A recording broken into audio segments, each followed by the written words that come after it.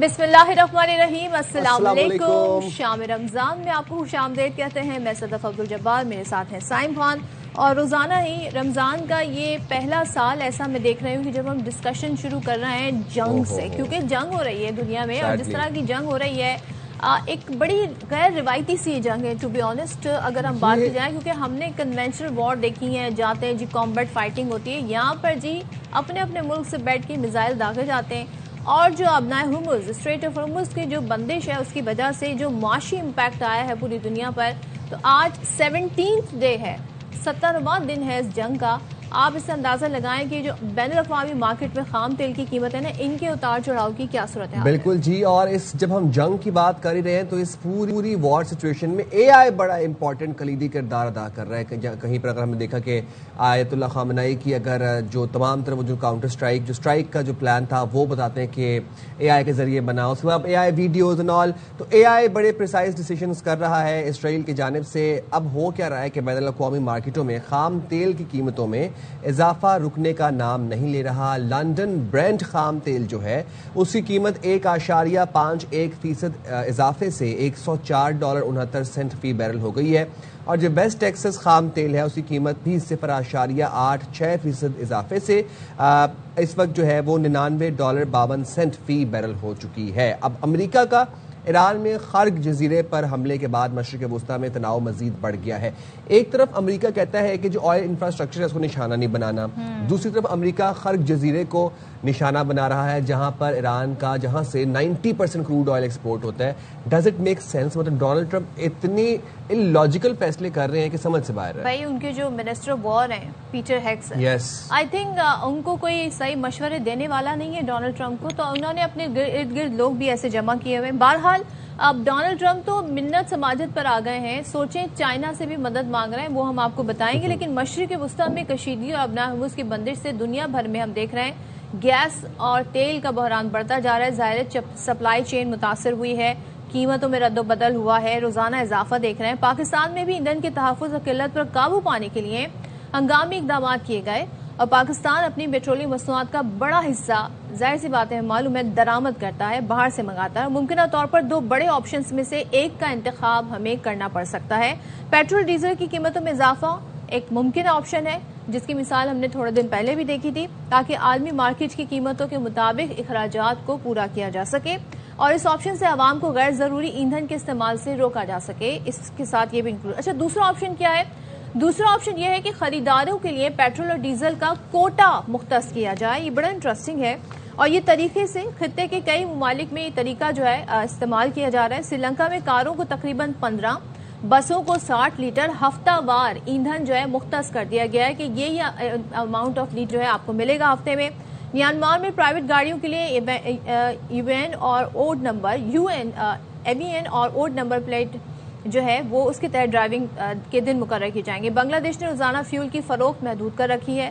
نیپال نے بھی L P جی cylinders کی راشننگ کا نظام جو ہے وہ راشننگ کا نظام جو ہے نافذ کیا ہے۔ یہ آپ دیکھیں کہ پرائیویٹ جو میانمار میں پرائیویٹ گاڑیوں کے لیے ایون اور آڈ نمبر پلیٹس ہیں آپ کی، اس کے مطابق آپ چلا سکیں گے گاڑیاں، تو ایک دن ایون نمبر پلیٹ والی گاڑیاں چلیں گی اور ایک دن جو ہے وہ آڈ نمبر پلیٹ والی گاڑیاں چلیں گی۔ یہ صرف اور صرف کس لیے؟ تاکہ پیٹرول کی کم سے کم کنزمپشن کی جائے۔ ڈاکٹر خالد ولید ہمارے ساتھ موجود ہیں، ماہر توانائی ہیں، ذرا ان سے جان لیتے ہیں کہ اب یہ جو کفایت شاری ہو رہی ہے، پرزرو کرنے کی کوشش کی جا رہی ہے آئل کو، یہ کس حد تک مفید ہے؟ سر، کیا آپ سمجھتے ہیں کہ پاکستان میں موجودہ صورتحال میں اس وقت جو دو آپشنز دی جا رہی ہیں یہ جو ہے بڑی مؤثر آپشنز ہیں، اس کے بعد ہمیں واضح ایک چینج نظر آئے گا، واضح ہمیں ایک پریزرویشن نظر آئے گی پیٹرولیم مصنوعات کے اندر؟ جی بہت شکریہ۔ جی ٹھیک کہہ رہے ہیں، حالات چونکہ انسرٹن ہیں، آپ کو سرٹن لیول آف جو ارجنسی ہے وہ دکھانی ہوتی ہے تاکہ ملک میں پینک کریٹ نہ ہو، لیکن ساتھ میں آپ کو یہ بھی دیکھنا ہے کہ کس طریقے سے یہ جو آپ کے میئرز ہیں جو آسٹیرٹی کے ہیں، کنزرویشن کے ہیں، کیا کہیں یہی انٹرن پینک تو کریٹ نہیں کر دیں گے؟ تو اس چیز کو بیلنس آؤٹ کرنا ہے۔ obviously حالات جو جیو پولیٹیکل کانسیکوینسز ہیں ایران یو ایس اے وار کے، اس کو ہمیں تھوڑا سا اکنامیکلی بھی دیکھنا ہوگا، لیکن ساتھ ساتھ میں ہمیں اس کو تھوڑا سا سوشل اینگل سے بھی دیکھنا ہوگا کہ جو سیگمنٹس آف دا سوسائٹی جن پہ ڈسپروپورشنیٹ امپیکٹ آ رہا ہے ان کے لیے کیا کیا جائے تو آپ کے جتنے بھی آسٹیریٹی اور کنزرویشن کے میئرز ہیں they should be bundle up with some sort of relief packages, particularly وہ سیکٹرز، وہ فیکشنز آف دا سوسائٹی جن کا ڈائریکٹ لائیولیہڈ جو ہے وہ ٹرانسپورٹیشن کے ساتھ لنکڈ ہے۔ ایک چیز شاید کی جا سکتی ہے وہ IMF کے ساتھ نیگوشیٹ کرنا آن اے گراؤنڈز جو آپ کی میکرو اکنامک اسٹیبلٹی اور جو آپ نے میکرو اکنامک پرفارمنس پچھلے 2-3 سال میں حاصل کی ہے اس کو بھی کمپرومائز نہ کرے، لیکن ساتھ میں جو پیٹرولیم لیوی کا فنڈ ہے، جو آپ کا ڈیزاسٹر کا فنڈ ہے، اس کو کس طریقے سے ٹارگیٹڈ وے میں یوز کیا جا سکتا ہے سو دیٹ ہم ایک تو راشننگ کی طرف، کنزرویشن کی طرف جا رہے ہو، دوسرا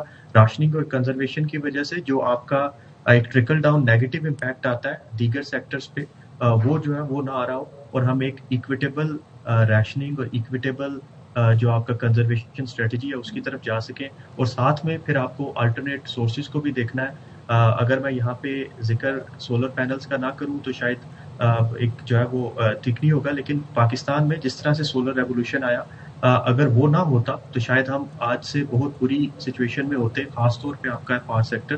تو اس کو بھی کس طریقے سے یوز کیا جا سکتا ہے، ہم نے بہت سارے پینلز امپورٹ کر لیے ہیں، کس طریقے سے اس کی ایک ایکویٹیبل ڈسٹریبیوشن ہو سکتی ہے اس کو بھی ذہن میں رکھنا چاہیے تاکہ پاکستان اس کرائسس کو یوز کرتے ہوئے رینیویبلز کی طرف۔ ڈاکٹر صاحب آپ کی باتوں سے جو میں نتیجہ اخذ کر سکی وہ یہ ہے کہ جو دوسرا آپشن ہے جس میں کوٹا مختص کر دیا جائے ہفتہ وار کہ بسز کو کتنا دیا جائے گا، ایک انڈیویجول کو کتنا دیا جائے گا، یا پھر ایون اور آڈ نمبر کے تحت کیا دیا جائے گا، ہفتہ وار انہیں پیٹرول دیا جائے، لیکن آپ سمجھتے ہیں کہ اس کے ساتھ ساتھ قیمتیں بڑھانے کے آپشن کو بھی پیرالل چلایا جائے گا؟ کیونکہ جس تناظر سے عالمی مارکیٹ میں قیمتیں بڑھ رہی ہیں، پاکستان میں اگر بڑھائی جائیں جیسے کہ 55 روپے لاسٹ ٹائم بڑھائی تھی تو عوام کی تو چیخیں نکل جائیں گی۔ تو آپ سمجھتے ہیں ہمیں ان دونوں میں سے صرف ایک آپشن کو فلی آپٹ کرنا ہوگا، پھر قیمتوں کو نہیں چھیڑنا چاہیے؟ دیکھیں ہسٹوریکلی پاکستان کا جو سیٹ اپ ہے اس میں ہماری جو ڈیمانڈ کی الاسٹیسٹی جو ہے پاکستان میں پیٹرولیم پروڈکٹس کی وہ ان الاسٹک ہے، وچ مینس کہ وہ آپ کے پرائس سگنلز پہ جو ہے وہ اس طرح سے رسپونڈ نہیں کرتی، آپ کی ڈیمانڈ اس طرح سے ڈکلائن نہیں ہوتی ہے۔ تو اگر آپ پرائس سگنلز کو یوز بھی کرتے ہیں چونکہ آپ کی تھوڑی سی ڈسپروپورشنیٹ کنزمپشن ہے تو وہ شاید اسی طرح پہ رہے، دونوں کو یوز کرنا پڑے گا ایک بیلنسڈ اپروچ کے ساتھ، راشننگ کو بھی اور آپ کی پرائس سگنلز کو بھی، لیکن ساتھ ساتھ میں آپ کو یہ ضرور دیکھنا ہے کہ جو ریلیف میئرز ہیں، جو ٹارگیٹڈ ریلیف انسٹرومنٹس ہیں، ان کو کس طرح سے یوز کر کے وہ لوگ خاص طور پہ آپ کی رورل اکانومیز میں جن کا ڈائریکٹ لائیولیہڈ جو ہے وہ ٹرانسپورٹیشن کے ساتھ لنکڈ ہے، وہ جو ہے وہ کس طریقے سے ہو سکتا ہے۔ پھر اس کے ساتھ ساتھ آپ کو یہ بھی دیکھنا ہے کہ جو ڈیزل کی کھپت ہے پاکستان میں اس کو چیک کرنے کی بڑی ضرورت ہے، کیونکہ ابھی گندم کا جو ہارویسٹنگ سیزن ہے وہ آ رہا ہے، تو اگر ڈیزل کی شارٹیج ہوتی ہے تو وہ شاید زیادہ ڈراسٹک امپیکٹ پاکستان کی فوڈ سیکیورٹی پلس پاکستان کا جو ایک رورل اکانومی کا فینامنا ہے اس پہ آ سکتا ہے۔ تو اگین اس کے ساتھ ساتھ آپ کو یہ جو دونوں میئرز ہیں، پرائس سگنلز پلس آپ کا جو راشننگ کا ہے، اس کے ساتھ ساتھ آپ کو الٹرنیٹ میئرز کی طرف بھی جانا ہوگا، وہ شاید آپ کے سولر پینلز یا رینیویبلز بیسڈ ہو سکتا ہے، اس کو بھی ہنگامی بنیادوں پہ شاید ایکسپیڈائٹ کرنے کی ضرورت ہے۔ رائٹ ہمارے ساتھ ماہر معاشیات عابد سلیری صاحب موجود ہیں، ان کو بھی شامل گفتگو کر لیں گے۔ عابد صاحب، یہ جو دوسرا آپشن ہے جس میں کوٹا سسٹم مختص کیا جائے گا for individuals and for companies, bikes and گاڑیوں کے لیے، بسز کے لیے، تھوڑا ذرا یہ بتائیے گا کہ ہاؤ وڈ دس ورک؟ اگر تو جو کمرشل گاڑیاں ہیں جو کہ سٹی ٹو سٹی ٹریول کر رہی ہیں، یا جو مال بردار گاڑیاں جو ڈیزل پہ چلتی ہیں، وہ تو 100 لیٹر کے حساب سے پیٹرول کنزمپشن ہوتی ہے ان کی، تو ان کے لیے کیسے اس چیز کو کنفائن کیا جائے گا کہ اتنی لمٹ ہے پیٹرول کی، اس کے اندر ہی آپ نے اپنا ٹریول کرنا ہے؟ جی عابد صاحب۔ جی بہت شکریہ۔ دیکھیے اس وقت ایک ان یوزول اور انپریڈکٹیبل سچویشن جو ہے اس میں ہم بیٹھے ہیں۔ گو کہ گورنمنٹ نے اپنے آسٹیریٹی میئر جو ہے وہ تو لے لیے، لیکن اگر ہم دیکھتے ہیں جو ہماری سوسائٹی میں یا عوام کی زندگی، تو اس پہ آپ کو کوئی خاص چینج آتی ہوئی نظر نہیں آ رہی ہے۔ فی الحال تو لوگ یہ ذہنی طور پہ تسلیم کرنے کو تیار نہیں کہ انرجی جو ہے وہ بہت مہنگی ہو جائے گی یا شاید وہ ایکسیسیبل نہیں رہے گی۔ شاید یہ فیسٹیوٹی آپ 1-2 دن اور کر رہے ہیں، لیکن عید کے فوراً بعد یہ ساری چیزیں ہمیں کرنا پڑے گی جو کہ ہم ڈسکس کر رہے ہیں۔ نہ صرف آپ کو انرجی کی راشننگ کرنا پڑے گی اور انرجی کو بڑا پھونک پہ استعمال کرنا ہوگا، بھلے آپ افورڈ کر سکتے ہیں یا نہیں کر سکتے، بلکہ ایک میں غذا کا جو بحران ہے مڈل ایسٹ میں وہ بھی آتا ہوا دیکھ رہا ہوں. اسٹریٹ آف ہارمز بند ہونے کی وجہ سے اس وقت جو قطر اور یو اے کی سپر مارکیٹس ہوں گی, مجھے نہیں لگتا کہ عید کے بعد وہاں پہ شیلف پہ آپ کو فوڈ سپلائی اس طرح سے مل سکے, اور اس کا نتیجہ یہ ہوگا کہ پاکستان اور انڈیا جو ہے یہ مارکیٹس فوری طور پہ فوڈ سپلائی کے لیے رہ جائیں گی. تو وہاں پہ بھی حکومت کو اور صارفین کو بڑا بیلنس رکھ کے دیکھنا ہوگا کہ کتنی فوڈ جو ہے وہ باہر ایکسپورٹ کی جائے اور کتنی فوڈ جو ہے وہ اپنی ڈومیسٹک ریکوائرمنٹ کے لیے یوز کی جائے.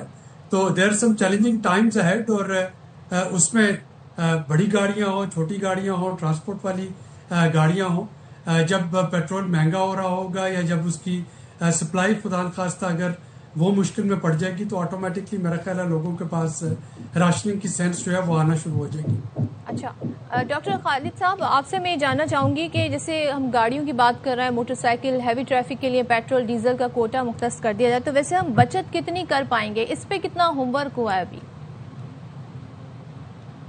اسٹیمیٹس جو ہیں وہ ہمیں شاید ایگریگیٹ لیول پہ نہیں, ہمیں ڈس ایگریگیٹ اسٹڈیز کی ضرورت ہوگی, ایسٹیمیٹس کی ضرورت ہوگی کہ کس طرح سے ڈسپروپورشنیٹ امپیکٹ جو ہے وہ آتا ہے. آبویسلی ایک خاص حد تک آپ ضرور کر سکتے ہیں, لیکن اگر آپ لٹریچر دیکھیں, ریسرچ کو دیکھیں, تو ٹریڈیشنلی پاکستان کی جو الاسٹیسٹی آف ڈیمانڈ ہے وہ ان الاسٹک ہے, پرٹیکولرلی فار پیٹرولیم پروڈکٹس. اس میں کچھ ریزنز یہ بھی آ جاتی ہیں کہ ہمارا شاید ریمیٹنسز ہیں, لیکن اسٹل آپ جیسے جیسے پرائز بڑھاتے ہیں, الاسٹیسٹی کا مطلب ہے کہ پرائز کے بڑھنے سے آپ کی ڈیمانڈ بھی اتنی کم ہو. پاکستان میں یہ فنامنا نہیں ہوتا, تو شاید راشننگ کرنا یا پرائس سگنلز دے کے کرنا, اس کو جب تک آپ اسٹرکٹلی امپلیمنٹ نہیں کرتے تب تک وہ ہو نہیں پائے گا. اگین آپ کو اس کا ایک کمبینیشن لے کے چلنا ہوگا, ساتھ میں آپ کو جو ہے وہ ریلیف میئرز کے ساتھ چلنا ہوگا. اس میں آئی ایم ایف کا رول امپورٹنٹ ہے, چونکہ پاکستان نیگوشیٹ کر رہا ہے اس ٹائم پہ, ریویو مشن بھی چل رہا ہے, تو شاید پاکستان اپنا جو کاربن لیوی کا پورشن ہے اس کو کم کرتے ہوئے تھوڑا سا ریلیف جو ہے وہ دے سکتا ہے. جس طرح آپ نے دیکھا کہ ایک دم سے پینک کریٹ ہو گیا تھا, اس چیز کو بچانے کے لیے شاید اس چیز کو دیکھا جا سکتا ہے. لیکن اگین اگر یہ پرولانگ ہوتی ہے تو پھر اس کے امپیکٹس جو ہیں وہ ڈراسٹک آئیں گے. اس کے لیے پھر آپ کو یہ جو میئرز آپ نے ابھی اپنے ابتدائی میں بھی بتائے کہ آپ شاید ایون اینڈ آڈ نمبر کی گاڑیوں کو چلا سکتے ہیں, یا پھر آپ جو ہے وہ کسی ایک علاقے میں جو ہے وہ لاک ڈاؤن کی کیفیت لگا کے وہ کر سکتے ہیں. لیکن اسٹل ہمیں تھوڑا سا اس چیز کو ان اے وے اس طرح سے پلان کرنا ہوگا کہ پینک موڈ کریٹ نہ ہو رہا ہو, اور پھر آپ جو ہے وہ ورک فرام ہوم اور آپ کا جو ورچوئل اکانومی ہے اس چیز کو دیکھ کے چلیں. لیکن اگین اگر یہ چیز پرسسٹ کرتی ہے تو اس کے امپیکٹس جو ہیں وہ میکرو اکانومی پہ آئیں گے, پرٹیکولرلی اس پوائنٹ آف ویو سے کہ پاکستان ابھی ریکور کیا ہے ایک بڑے لانگ انفلیشنری رجیم سے, وہ دوبارہ آتا ہے تو شاید پھر پاکستان کے لیے میکرو اکنامک انسٹیبلٹی کے جو خدشے ہیں وہ بڑھ جائیں. ٹھیک, عابد صاحب آپ سے جاننا چاہوں گا, بینٹ کروڈ اس وقت $104 فی بیرل پہ ہے. ہم اگر امریکن WTI کی بات کریں تو وہ بھی سم ویئر اراؤنڈ $100 پر بیرل ہے. جاننا آپ سے چاہتے ہیں کہ اگر جس طرح ہم دیکھ رہے ہیں کہ حالات کشیدہ ہوتے جا رہے ہیں, خرگ آئلینڈ کے اوپر B-2 بامبز برسا رہے ہیں, اور وہاں پر ایران کی 90% انوینٹری موجود ہے آئل کی, اور 90% کروڈ وہاں سے ایکسپورٹ ہوتا ہے. اور دوسری خبر یہ بھی ہے کہ اطلاعات آ رہی ہیں کہ ڈونلڈ ٹرمپ US مرینز وہاں پر اسٹیشن کرنے جا رہے ہیں خرگ آئلینڈ پہ, اور اس کو کولیٹرل کے طور پر رکھے گا تاکہ بعد میں مذاکرات میں اس کو کام میں لایا جا سکے خرگ آئلینڈ کو. تو ایسی سچویشن میں پرائسز پاکستان میں مزید آپ کتنی بڑھتے ہوئے دیکھ رہے ہیں؟ 325 پہ ہم دیکھ رہے ہیں کہ گاڑیاں بائکس سڑکوں پہ نظر نہیں آ رہی. عید کے دن ہے, شاپنگ کرنے کے دن ہے, آپ اگر اور بڑھ گئی تو پھر عوام کیا یہ بوجھ برداشت کر پائے گی؟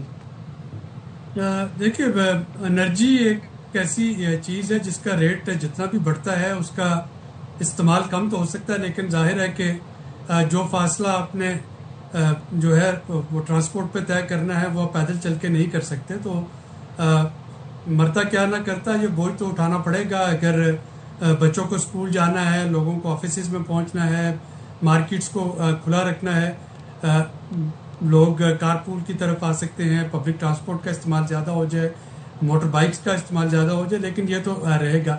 انرجی کی قیمتیں ابھی STPI نے آج ہی اپنی جو فائنڈنگز فائنل کی ہیں, ہم اس کو 3 سینیریو میں دیکھ رہے ہیں. ایک جو ہے وہ تو آج کا ریٹ ہے 104 کا, یہ 130 تک بھی جا سکتا ہے, یہ 150 تک بھی جا سکتا ہے, اور یہ اسٹیگرڈ بھی رہ سکتا ہے کہ آپ کے چند مہینے 130 پہ ہو, اس کے بعد جو 90-100 پہ جا کے اگلے 6 مہینے تک رہے. اب جب بھی جیسے اگر 130 جاتا ہے خدا نہ خواستہ تو ہمارے یہاں کیا امپیکٹ آئے گا؟ ابھی ہم 350 پہ دیکھ رہے ہیں، 325 پہ ہم یہ صورتحال دیکھ رہے ہیں کہ لوگ اتنا ہمیں موو کرتے ہوئے نہیں نظر آ رہے باہر، لوگوں نے نکلنا بند کر دیا ہے. بعد میں کیا صورتحال بن سکتی ہے؟ اگر 150 پہ ہوتا ہے تو یہاں کیا امپیکٹ ہوگا قیمت پہ؟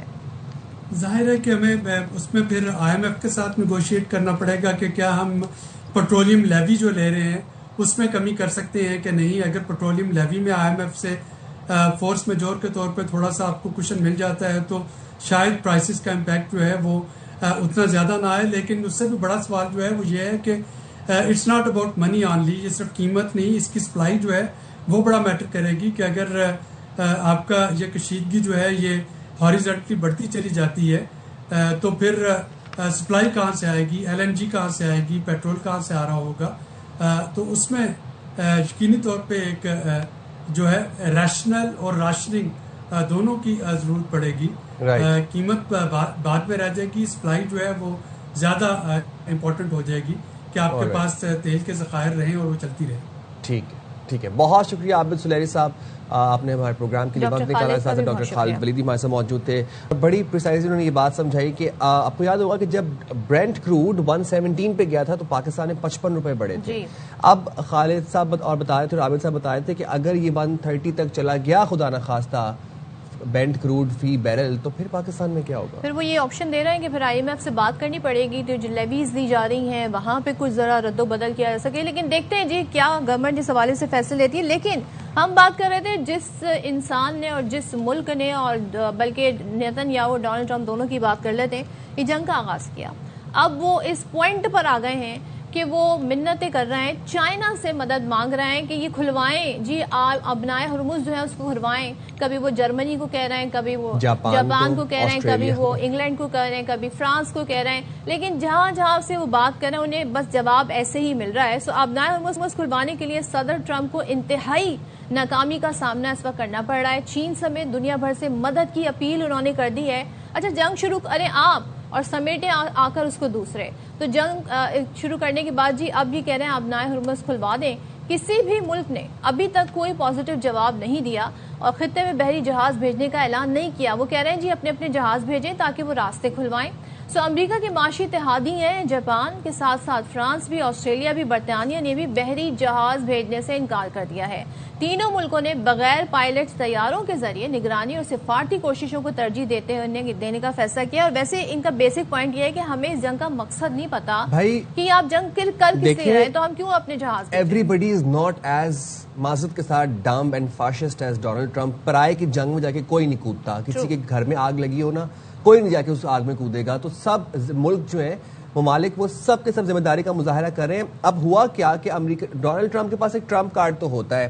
اب جب سارے یہ جو ان کے سفارتی اور معاشی اتحادی تھے جب انہوں نے جواب دے دیا تو ڈونلڈ ٹرمپ نے خبردار کیا کہ نیٹو نے ابنائے ہرمز کھلوانے میں مدد نہ کی تو صورتحال بہت خراب ہو سکتی. تو یہ نیٹو کارڈ ہے نا جو US ہمیشہ سے کھیلتا ہوا آ رہا ہے، وہ جو 32 کنٹریوں کو اب انہوں نے خبردار کر دیا ہے کہ ایئر فورس 1 پر ساتھیوں سے گفتگو کرے تو انہوں نے کہا کہ جس طرح امریکہ نے روس کے خلاف یوکرین کی مدد کی توقع کرتے ہیں یورپ ابنائے ہرمز کے معاملے میں مدد کرے گا. ڈونلڈ ٹرمپ نے یہ بھی کہا کہ چین تیل کی ضروریات کا تقریباً 90% ابنائے ہرمز کے ذریعے حاصل کرتا ہے، اس لیے بیجنگ کو بھی کردار ادا کرنا چاہیے. اور اگر مشرق وسطیٰ کی صورتحال یہی رہی تو چین کا دورہ بھی ملتوی ہو سکتا ہے. تو اب وہ مطلب بلائنڈلی دھمکیاں دینے، کبھی چین کو دھمکی دے رہے ہیں کہ میں آپ کو اپنا دورہ منسوخ کر دوں گا. یہاں پہ بڑی آئرنی نظر آ رہی ہے سائم ٹو بی آنیسٹ کہ آپ کو یاد ہے سب سے پہلے جس ملک پہ سب سے زیادہ ٹیرف لگایا تھا ڈونلڈ ٹرمپ نے وہ تھا چائنا.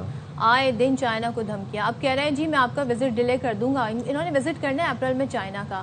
تو چائنا کو تو کوئی وہاں پہ ہمیں لگ رہا ہے اثر نہیں ہو رہا. ایران نے کہا اگر ابنائے ہرمز سے گزرنا ہے تو یون میں آپ پے کریں، ہم آپ کو گزرنے دیں گے. اچھا یہ چائنا کا ماسٹر اسٹروک ہے. آپ دیکھیں کہ ڈالر کو بریک کرنے کے لیے چائنا از لائک کہ آپ نے اگر اپنا جہاز ایران از لائک اگر اپنا جہاز گزروانا ہے آپ نے اسٹریٹ آف ہارمز سے تو یون میں پے کریں، وچ مینس کہ یون کی ڈومیننسی چاہ رہا ہے ایران ٹیکنیکلی. اور یہ چائنا کے لیے بہت ایک میجر ماسٹر. ایران نے اپنی گیم صحیح بنائی ہوئی ہے. سو امریکی وزیر توانائی کرس رائٹ کہتے ہیں کہ ایران سے جنگ اگلے چند ہفتوں میں ختم ہو جائے گی جس کے بعد توانائی کی سپلائی دوبارہ بہتر ہو جائے گی. کہا سپلائی بحال ہونے سے تیل اور توانائی کی قیمتوں میں بھی کمی آئے گی. اچھا وہ امید کر رہے ہیں کہ چند ہفتوں میں صورتحال معمول پر آ جائے گی. لیکن اسرائیل کے وزیر ثقافت تو کھیل ہیں تو وہ وزیر ثقافت کے کھیل، لیکن باتیں وہ جنگوں کی کر رہے ہیں. انہوں نے کہا جنگ مزید جاری رہنے کا امکان ہے. کہتے ہیں جنگ مزید کئی ہفتے جاری رہ سکتی ہے. اسرائیل کو آئندہ چند دنوں میں مزید کشیدگی کے لیے تیار رہنا چاہیے. پھر کہتے ہیں برطانیہ اتحادیوں کی حفاظت کے لیے جنگی طیارے میدان میں اتار دیے ہیں. اب وہ طیاروں کی تعداد بھی بتا رہے تھے کون کون سے طیار ہیں. تو جناب یہ ان کی خام خیالی مجھے نظر کوئکلی آپ کو ذرا اپڈیٹ بھی دے دیتے ہیں وار سچویشن کے حوالے سے. اسرائیلی فوج کی جانب سے ایران پر بڑے پیمانے پر حملوں کا آغاز کیا گیا. الجزیرہ کے مطابق تہران کے مختلف مقامات پر زوردار دھماکے ہوئے. صوبہ مرکزی پر حملوں میں 5 افراد جاں بحق ہوئے اور 7 افراد زخمی ہوئے. خمین میں لڑکوں کے اسکول کو نشانہ بنایا گیا. وہاں پہ دیکھیں اسرائیلی پیٹرن ہے یہ کہ بچوں کو انوسینٹ سویلینز کو نشانہ بنانا. پہلے دن میں جب تہران پہ حملہ ہوا تھا تو بچوں کے اسکول پہ ہوا تھا، پھر لڑکوں کے اسکولز کو، یہ اسکولز کو، اسپتالوں کو، اس طرح کے سافٹ ٹارگٹ، سافٹ ایریاز کو نشانہ بناتا ہے اسرائیل. اور قریبی گھر بھی حملے سے شدید متاثر ہوا. اسرائیلی فوج نے اب دعویٰ یہ کیا ہے کہ تہران کے ہوائی اڈے پر فضائی حملے میں آیت اللہ خامنائی کے زیر استعمال طیارہ ہم نے تباہ کر دیا ہے. تو یہ اسرائیلی دعوے ہیں.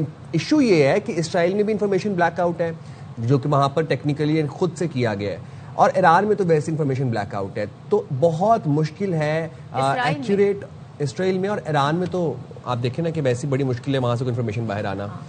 تو وہاں پہ ایک بلیک آؤٹ سچویشن ہے، تو ویریفائڈ انفارمیشن باہر آنا بڑا مشکل کام ہے. اور آپ نے وہ اے آئی والی ویڈیوز تو دیکھی ہوں گی، بہت ساری ہیں اس کی نتن یاہو کی. بعض لوگوں نے نام ہی سٹن یاہو رکھ دیا. اچھا ہم یہاں بریک لیتے ہیں، بریک کے بعد واپس آتے ہیں.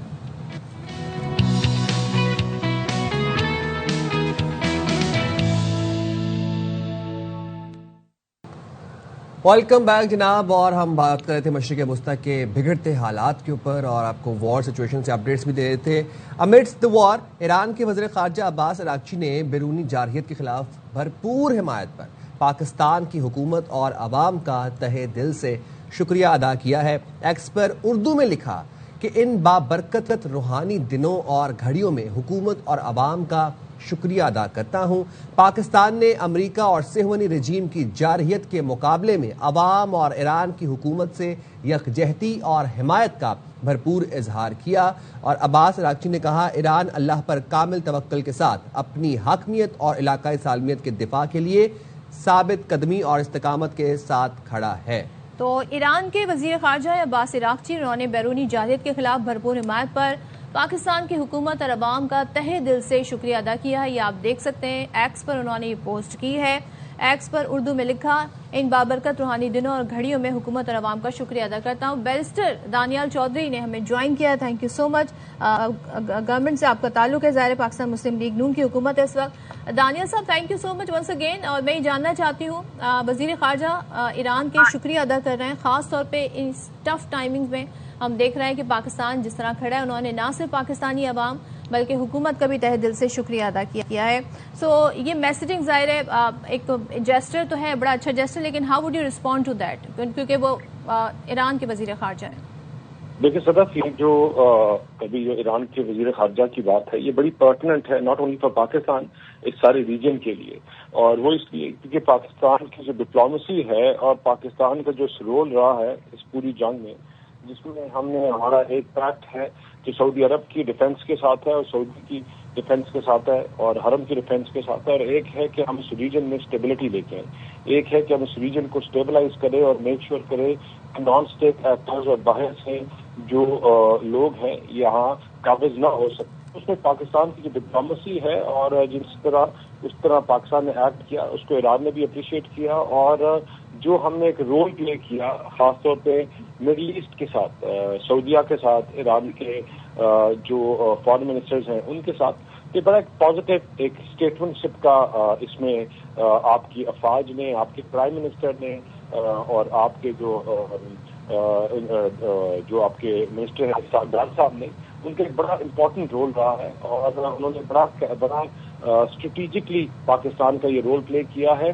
پاکستان نے رول پلے کیا ہے اور اس کو اپریشیٹ کرتے ہوئے آپ کو اپریسیشن نظر بھی آ رہی ہے. آپ کو نہ کہ صرف ایران سے یا ان کے ہیڈز آف اسٹیٹ سے بلکہ سعودی سے اور جو مڈل ایسٹ کے جو کنٹریز ہیں وہ بھی اس چیز کو ایکسیپٹ کرتے ہیں اور اپریشیٹ کرتے ہیں. پاکستان از اے مائٹ ان دس ریجن، اور ہم نے ہمیشہ جو ہے دہشت گردی کے خلاف آواز اٹھائی ہے. اور اس ریجن میں ابھی جو دہشت گردی افغانستان اور یہ سارے ایشوز چل رہے ہیں، ایون دو ہم اس پہ کنزیوم ہوئے ہیں اور یہ کوآپریشن چل رہا ہے، لیکن اس کے regardless of all these things, Pakistan is playing a very positive role and will continue to play that.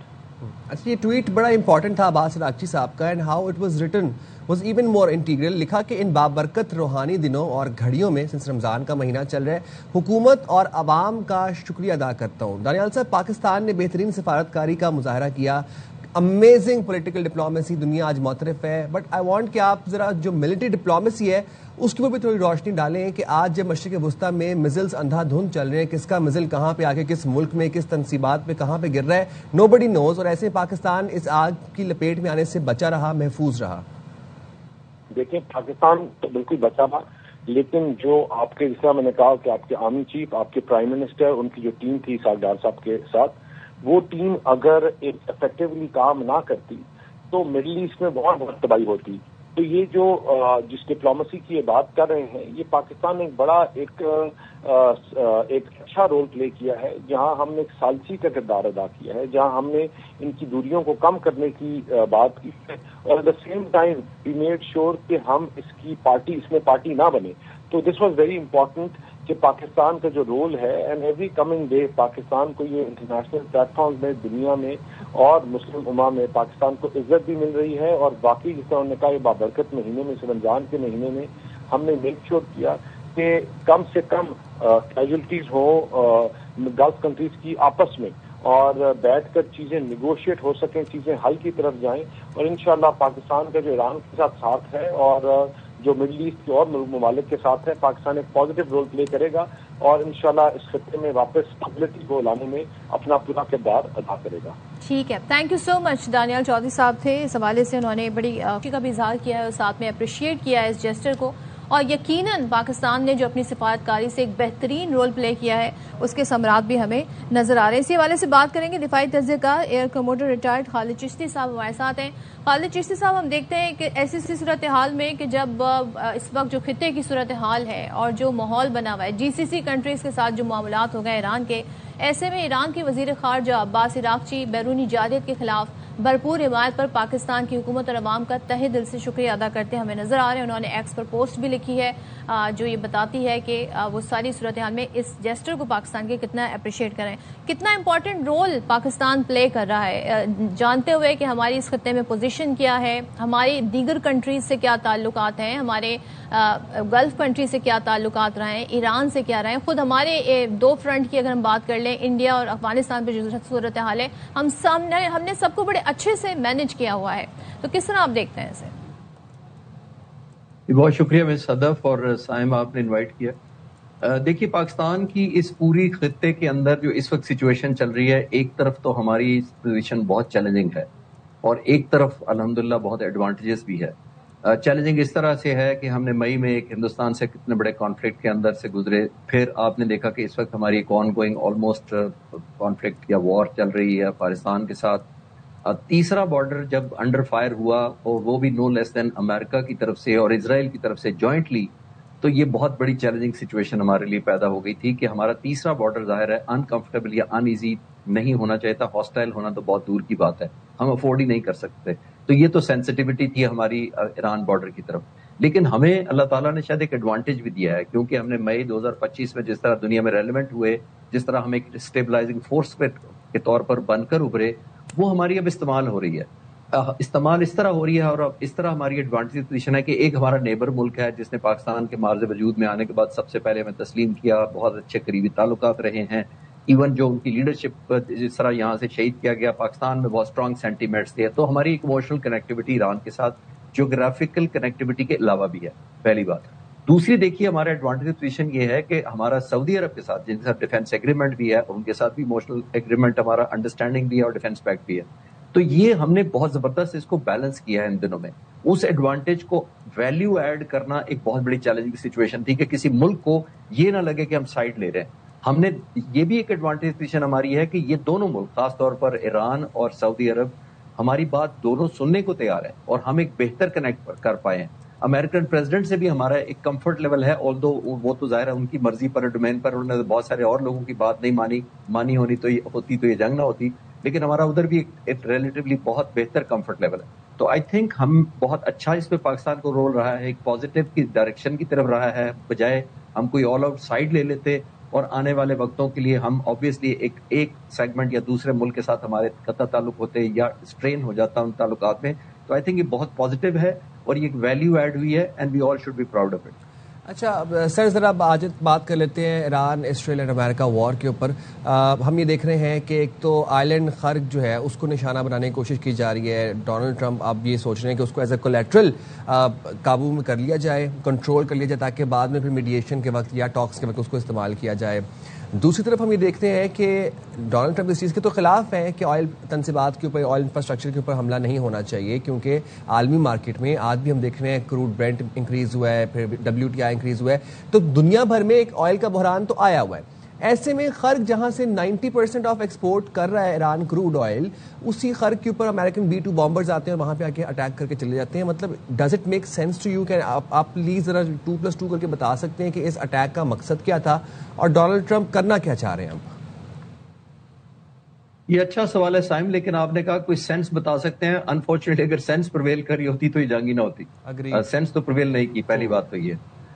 اتنے دن تک خرگ پر حملہ کیوں نہیں کیا, اس کی ایک ریزن ہے میرے نظر میں. وہ نظر میں یہ ہے کہ ایران کے وقت حملہ کرتے وقت ایران پر امریکن پریزیڈنٹ یہ سوچا تھا کہ ہمارا ایران پر جو کنٹرول ہے یا رجیم چینج ہے چند گھنٹوں کی بات ہے, اور اس کے پیچھے وینزویلا کی فتح نظر آ رہی تھی ان کو. وہ ایپیٹائزر کے طور پر کام کر گئی. انہوں نے سمجھا تھا کہ وینزویلا کے بعد ہر کام, ہر جگہ, ہر مقصد, ہر ٹائم پر ملٹری استعمال ہو سکتی ہے, جو ٹوٹل مس کیلکولیشن تھی. نمبر 1 انہوں نے انلیش کیا اور یہ سمجھا کہ جو میں بائیں ہاتھ سے وینزویلا کو جو میں نے کیپچر کر کے صدر کو اور اس کی بیوی کو اٹھا کر لے گیا, میں دائیں ہاتھ سے ایران کا بھی مسئلہ حل کروں گا. وہ تو ہو گیا مس فائر.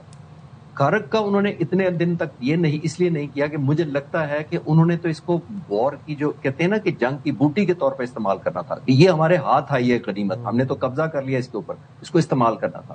اب یہ جو آلموسٹ 16ویں یا 15ویں دن جا کر انہوں نے حملہ کیا, میرا خیال ہے ایک ایلیمنٹ آف فرسٹریشن نظر آ رہی ہے کہ اگر یہ ہمارے ہاتھ نہیں آیا, یہ 90% آئل جو آپ کہہ رہے ہیں جو اسٹوریج ہے, اور یہ بہت بڑا ایک ذخیرہ ظاہر ہے یہاں پہ, تو پھر یہ کسی کا کام بھی نہ آئے. یہ ایلیمنٹ آف فرسٹریشن مجھے نظر آ رہی ہے, کیونکہ آپ 4 دن پیچھے چلے جائیں, جب اسرائیل نے ایران کے کچھ آئل سٹوریج پر حملہ کیا تھا تو یہ میڈیا میں خبر آئی تھی کہ امریکہ اس کو پسند نہیں کر رہا, کیونکہ وہ نہیں چاہتے تھے جتنا آپ آئل سٹوریج یا آئل کے انفراسٹرکچر پر حملے کریں گے دنیا میں آئل مہنگا ہوگا, پریزیڈنٹ ٹرمپ پر اور پریشر بلڈ ہوگا کہ انہوں نے انجسٹیفائڈ وار کیا ہے. اب مجھے لگتا ہے خرگ پر حملہ بنیادی طور پر آؤٹ آف فرسٹریشن کیا ہے کہ اگر ہمارے لیے نہیں ہے تو پھر کسی کے لیے بھی نہیں.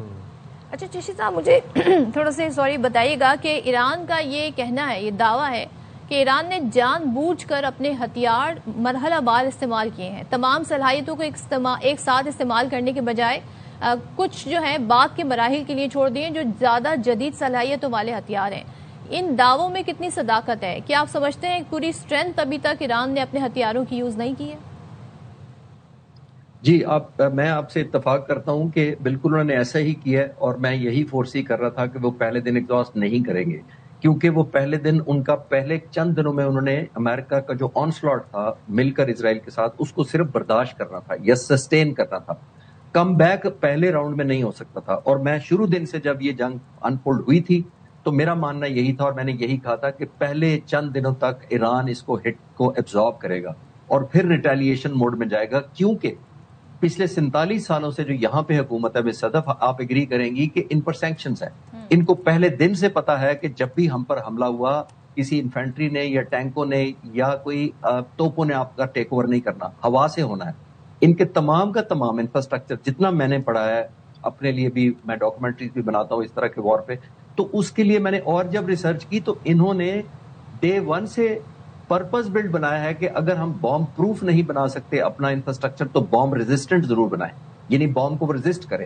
ان کے تمام کے اندر ان پر تو obligatory ہے کہ ان کے جنگ کے اندر جو ان کے ویپنز ہیں جب تک وہ سروائیو نہیں کریں گے تو نہ وہ کیپیبلٹی ہوگی نہ اس کیسے حوصلہ ان کا بنے گا. تو آئی تھنک کیپیبلٹی ان کا پہلا انگریڈینٹ ہے. جو میں اکثر کہتا ہوں کہ باقی ملکوں میں جنگیں ہوتی ہیں تو وہ قابلیت اور حوصلے سے لڑتے ہیں, لیکن ایران نے ایک تھرڈ ڈائمینشن اور وہ مسٹ ہے اور وہ پری ریکوزٹ ہے ان کی سروائیویبلٹی. تو انہوں نے پہلا راؤنڈ سروائیو کر لیا ہے. اب دیکھیے ان کو ساری فریکوینسیز, ریڈارز اور ویکنیسز کا پتہ لگ گیا ہے. اب وہ جس طریقے سے ہٹ بیک کر رہے ہیں اب تو لگتا ہے اپنی مرضی سے ہٹ بیک کر رہے ہیں. Choice of selection, intensity and choice of weapon, تمام کا تمام اس وقت ایران کے کنٹرول میں. اور ایک چیز بتائیے گا, ماضی میں جو وارز ہوئی ہیں ہم نے دیکھا عراق پر ہوئی, سارے اتحادی مل گئے, انگلینڈ مل گیا, جاپان, آسٹریلیا, ساری کنٹریز ساتھ مل جاتی تھی. اس بار ڈونلڈ ٹرمپ اپیل کرنے پر آ گئے چائنا سے کہ اپنے جہاز بھیجیں, برطانیہ سے کہہ رہے ہیں اپنے جہاز بھیجیں کہ وہ راستے کھلوائیں ابنائے ہرمز کے, لیکن سب نے جواب جو دیا ہے وہ پازیٹیو نہیں ہے. آپ کے لیے یہ بڑا کیا یہ سرپرائزنگ ہے, کیونکہ یوزولی ہم دیکھتے تھے عراق ہو, افغانستان ہو, الائنس بنتے تھے, ساتھ مل کر آتے تھے اور بامبنگ کرتے تھے, چلے جاتے تھے. دیکھیے وہ متھ ٹوٹ گئی جو جنگ کے پہلے امریکہ کی تھی, اور یہ بھی میں تیسرے دن سے عرض کر رہا ہوں, کیونکہ جو ریزلٹ نہیں میں دیکھ رہا تھا کہ اچیو ہوتے, انفولڈ ہوتے, تو میں نے اس وقت کہا تھا کہ جب بھی یہ جنگ بند ہوئی وہ امریکہ نہیں ہوگا جو جنگ سے پہلے تھا, اور یہ وہ اسرائیل بھی نہیں رہے گا جو جنگ سے پہلے تھا. اب کیوں میں یہ کہہ رہا تھا, میں اسی وجہ سے کہہ رہا تھا کہ اب یہ وقت آ جانا ہے کہ اگر کوئکلی جسٹ لائک وینیزویلا یا اس کے قریب پریزیڈنٹ ٹرمپ نے اگر مقاصد ملٹری کے حاصل نہ کیے, تو جتنی لمبی جنگ چلے گی امریکہ ڈسکریڈٹ ہوتا رہے گا, اسرائیل ڈسکریڈٹ ہوتا رہے گا, اور ایران کریڈیبل ہوتا جائے گا. اور وہی ہو رہا ہے. جب ایران زیادہ کریڈیبل ہو گیا تو آپ دنیا کسی ڈسکریڈیٹڈ کاز کے اندر یا وار کے اندر یا لیڈر کے پیچھے نہیں کھڑی ہوتی. اور وہی ہم دیکھ رہے ہیں کہ پریزیڈنٹ ٹرمپ کو سب کو نظر آ رہا ہے کہ almost if he is not winning, he is not losing, but he is not winning also. تو جب آپ ون نہیں کر رہے ہوتے تو لوگ آپ کے پیچھے نہیں کھڑے ہوتے. عزت اور طاقت کا جو بھرم تھا ڈونلڈ ٹرمپ کا, وہ بہت سویئرلی ڈراپ ہوا ہے, خاص طور پر اگر ہم ان کی پاپولیرٹی گراف کی بات کریں. دین اگین ڈالر اب خطرے میں آ گیا ہے, کیونکہ اگر ایران یہ بات کر رہا ہے کہ اسٹریٹ آف ہارمز سے اگر کسی شپ نے گزرنا ہے تو وہ یوان میں پے کرے, تو اٹ مینس کہ ڈالر کی پوزیشن بڑی خطرے میں ہے. اب تو یوان اگر ڈومینیٹنگ کرنسی بن گئی دنیا بھر میں, یہ تو ڈونلڈ ٹرمپ کے لیے تو یہ تو مطلب موت کا سبب ہوگی. اینڈ آلسو ہم یہاں پر یہ بھی دیکھ رہے ہیں کہ ڈونلڈ ٹرمپ اب بوٹس آن گراؤنڈ کی تیاری کر رہے ہیں. کردستان میں کردوں کو متحرک کیا, اس کے بعد اب یہ جو خرگ آئلینڈ ہے یہاں پر جاپان سے مرینز اینڈ سیلرز منگوا کے یہاں پر اسٹیشن کیے جائیں گے, خاص طور پر مرینز. آپ کو لگتا ہے کہ boots on ground would be a great idea to win this war? Boots on ground سے پہلے وہ جو آپ نے کرنسی کی بات کیا کہ انہوں نے کہا کہ ہم ڈالرز میں نہیں لیں گے, وہ اٹ سیلف ایک بہت بڑی اچیومنٹ ہے, کیونکہ جو آرگنائزیشن برکس بنی تھی جس کے اندر برازیل ہے, رشیا ہے, انڈیا ہے, چائنا ہے اور ایون ایران ہے, اس میں بنتے ہی پریزیڈنٹ ٹرمپ نے ان کو بہت برا بھلا کہا تھا تمام لیڈرز کو, اور کہا تھا کہ میں نہیں چھوڑوں گا ان تمام ملکوں کو, میں کارنر کر دوں گا کیونکہ یہ میرے ڈالر کے پیچھے ہیں. وہ آپ دیکھیے ایران بھی اس کا ممبر ہے. ایران نے ایک اور ویلیو ایڈ کر دی ہے اپنی جنگ کے اندر, یہ ایک اور سٹروک کھیلا ہے اس نے, جس کے اندر امریکن کرنسی کو وہ ارریلیونٹ کرتے جا رہے ہیں. اور باقی جو ملک جن کا پہلے میں نے نام لیا وہ تو پہلے ہی چاہتے تھے کہ ابھی روس جو تیل دے رہا ہے ان سینکشنز کے باوجود جن ملکوں کو, اس نے کہا ہے کہ میں کیش میں لوں گا, اور کیش رشین کرنسی اس لیے کہ یوکرین کی جنگ لڑنی ہے, اس کو کیش چاہیے. تو یہ سارے کا سارا بھرم ٹوٹتا نظر آ رہا ہے. اور آپ جو جس کی طرف اشارہ کر رہے ہیں, آئی تھنک آنے والے وقتوں میں اور چیلنجنگ ہوتا جائے گا. ایک نیو ورلڈ آرڈر چاہے فارملی ڈکلیئر ہوا یا نہ ہوا, میرا خیال ہے آنے والے وقتوں میں گول آبجیکٹو جو ہے, اسی لیے آپ نے دیکھا کہ جو ملک سپورٹ کر بھی رہے ہیں امریکہ کو, وہ پبلک اناؤنسمنٹ سے بہت ڈر رہے ہیں. وہ کہہ رہے ہیں کہ جناب ہم نے ایک بیس دے دیا لیکن ہم وار کو نہیں چاہتے یا ہم وار کے خلاف ہیں. ایک طرف ان کو کنسرن بھی ہوتا ہے کہ کہیں ہماری پبلک اوپینین اپنی ہی نا خلاف کھڑی ہو جائے, کیونکہ لاسٹ ٹائم جو جنگ آپ نے بالکل ٹھیک پوائنٹ آؤٹ کیا کہ جو پچھلی جنگیں ہوتی تھی, آپ پریزیڈنٹ رونلڈ ریگن کی دیکھ لیں, جارج بش سینئر جونیئر, سب کم از کم ایک ڈمی قسم کی یونائٹڈ نیشن سے ریزولوشن پاس کرواتے تھے, پھر اپنی کانگریس سے بجٹ لیتے تھے, پھر آچار دوڑتے تھے. پہلے 100 گھنٹے کے اندر سائم میں آپ کو بتاؤں کہ 100 آورز میں 3.87 بلین امریکی ڈالر پریزیڈنٹ ٹرمپ نے جنگ میں لگا دی. اس کا صرف 5% کانگریس کا اپروو تھا, باقی وہ ملٹری کا ATM کارڈ یوز کر رہے ہیں ابھی تک. جب وہ جائیں گے 38 ٹریلین ڈیٹ کے اندر, 36-38 ٹریلین ڈالر ڈیٹ کے اندر امریکہ ہے, جو کہ اب ہم دیکھیں اگر یوان مستحکم ہو گیا اور ڈالر جو ہے وہ گر گیا یا غیر مستحکم ہو گیا, تو وہ تو پھر امریکہ اپنی قسط کیسے پے کرے گا.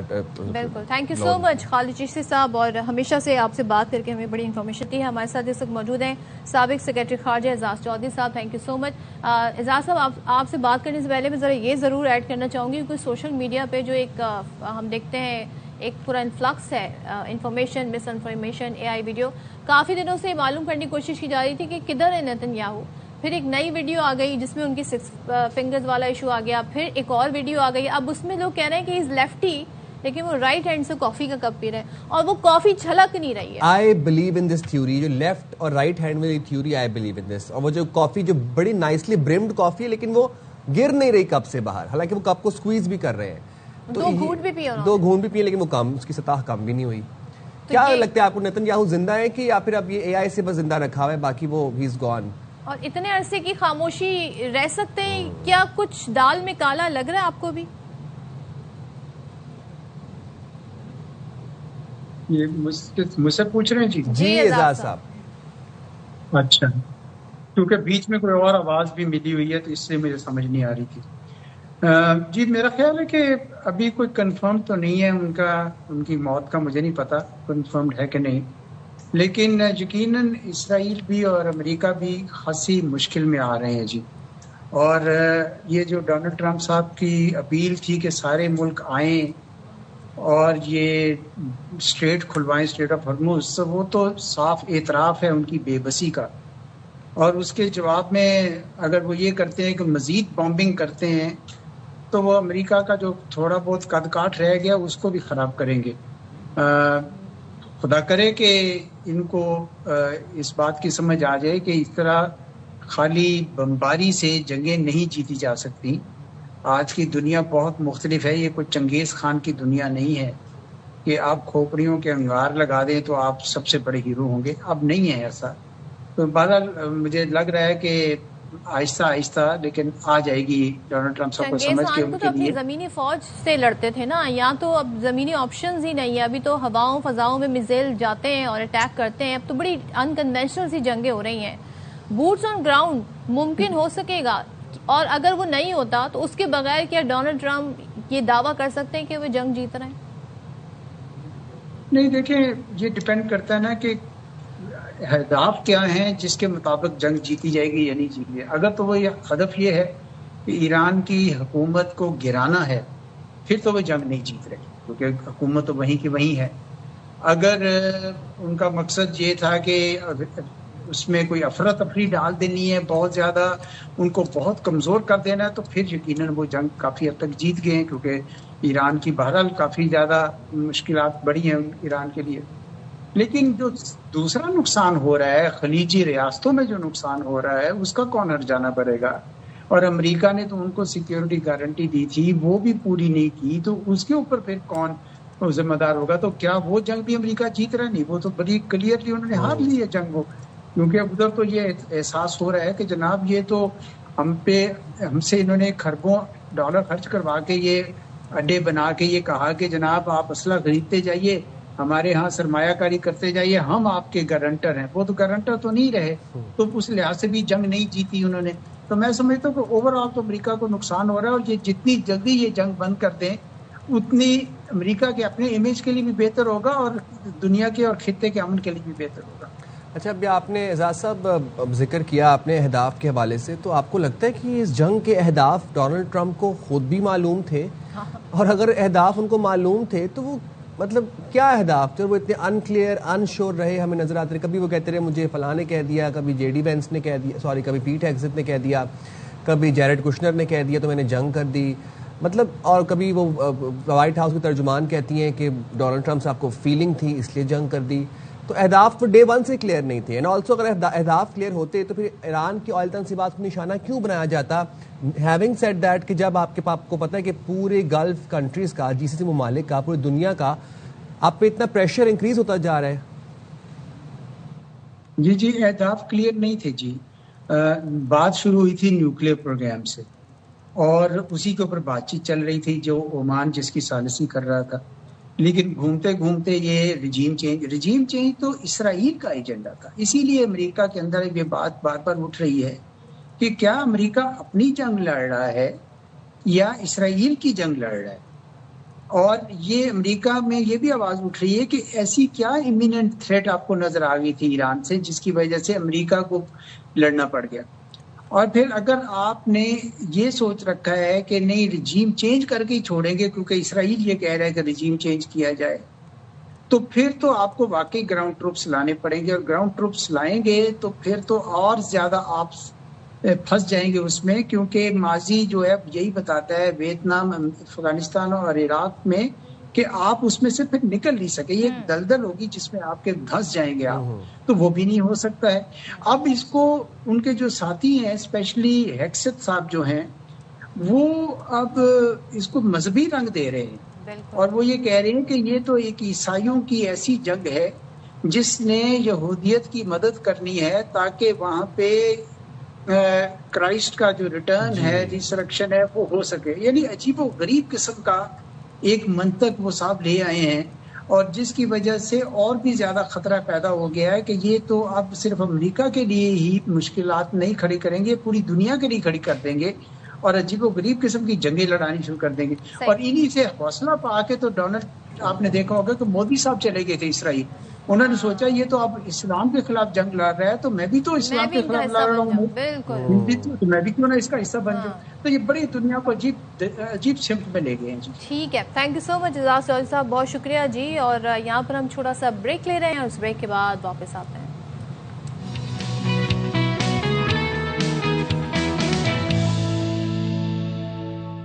السلام علیکم, ویلکم بیک ٹو شام رمضان. جناب امید کرتے ہیں آپ کا آج کا روزہ بہت اچھے سے جا رہا ہوگا. بس کچھ ہی دیر رہ گئی, اس کے بعد پھر اپنا روزہ افطار کر پائیں گے.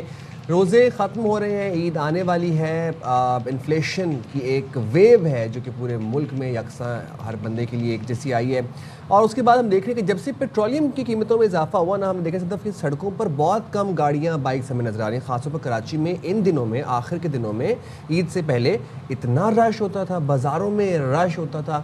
لیکن اب تو دیکھتے ہیں کہ ٹریفک بھی کم ہے اور اوپر سے حکومت ابھی ای چلان سسٹم بھی, اور حکومت ابھی یہ والا غور بھی کری کوٹا سسٹم کے اوپر بھی کہ گاڑیاں آلٹرنیٹ چلیں نمبر پلیٹس کے حساب سے, یا پھر جو ہے وہ کوٹا مختص کیا جائے. بٹ ایسے میں کراچی کی سڑکوں پر بے لگام دندناتی پھرتی ہیوی ٹریفک شہریوں کے لیے وبال جان بنی ہوئی ہے. یہ ہیوی ٹریفک سے کراچی کے شہریوں کی جان کب چھوٹے گی؟ یہ ظاہر پورٹ سٹی ہے تو اس کی ایک ریزن یہ بھی ہے. لیکن کراچی میں آج کی اگر ہم بات کر لیں, جو سائم آپ جس طرف بات لے جانا چاہ رہے ہیں, کہ اس سب کے باوجود ہم دیکھ رہے ہیں حادثات جو ہیں, ٹریفک حادثات وہ نہیں رک رہے ہیں. 1 گھنٹے کے دوران 3 ٹریفک حادثات میں خاتون سمیت 3 افراد جاں بحق اور 3 زخمی ہوئے. کورنگی کی سنگر چورنگی کے قریب سڑک عبور کرتی ماں بیٹی کو تیز رفتار ٹینکر نے کچل دیا. ماں جاں بحق, بیٹی زخمی ہو گئی. اس کے بعد وہاں پر مشتعل افراد نے اس ٹینکر کو آگ لگا دی. شارع فیصل پر عوامی مرکز کے قریب نامعلوم گاڑی کی ٹکر سے ایک شخص جاں بحق ہوا, 2 افراد زخمی ہوئے. اسی طرح بلدیہ 4 میں 75 سال کے بزرگ شہری بھی نامعلوم گاڑی کی ٹکر سے جان سے ہاتھ دھو بیٹھے. تو کراچی کی جو یہ اس وقت صورتحال ہے, حادثات نہیں تھم رہے. رواں سال کے جو ابتدائی 70 روز ہیں, اگر ہم اس کے سٹیٹس بتا دیں, چلیں صرف رمضان کے لیے پورے 70 روز کے سٹیٹس بتا دیں, 206 افراد جاں بحق ہوئے, 147 مرد, 29 خواتین, 30 بچے شامل ہیں. اور یہ جو ہیوی ٹریفک ہے یہ جان لیوا ثابت ہو رہی ہے, باوجود اس کے کہ اب تو ای چلان سسٹم ہے, باقاعدہ طور پہ فٹنس, مینٹیننس, ڈرائیوروں کی تربیت, ساری چیزیں جو ہے وہ ان پلیس ہیں. کیا بات ہے. تو پھر بات کر لیتے ہیں اسی حوالے سے. ہمارے ساتھ موجود ہیں ترجمان سندھ حکومت نادر گبول صاحب. بہت شکریہ صاحب, آپ نے پروگرام کے لیے وقت نکالا. کراچی کی سڑکوں پر بے لگام ہیوی ٹریفک شہریوں کے لیے وبال جان بنی ہوئی ہے. حادثات تھمنے کا نام نہیں لے رہے, ایون دو کہ ہم دیکھ رہے ہیں کہ ٹریفک اس طرح سے ہے بھی نہیں, باہر گاڑیاں نہیں نکلنی جب سے پیٹرولیم مصنوعات کی قیمتوں میں اضافہ ہوا ہے. کیوں یہ ٹریفک حادثات کم نہیں ہو رہے, کیوں ہیوی ٹریفک کو لگام نہیں ڈالی جا رہی؟ ڈی آئی جی صاحب بھی تبدیل ہوئے, پھر واپس بھی آئے, اس کے باوجود بھی کوئی فرق نہیں پڑا. جی بالکل, یہ بہت افسوسناک واقعات ہیں اور نہیں ہونے چاہیے. اور اس کے اوپر گورنمنٹ نے ایک دفعہ نہیں بار بار جو پولیس انتظامیہ اس کو سخت احکامات دیے ہیں کہ ان پہ کنٹرول کیا جائے. اور میں سمجھتا ہوں کہ ماضی کے بنسبت بہتری آئی ہے اور سیریسنس شو بھی ہوئی ہے پولیس انتظامیہ کی طرف.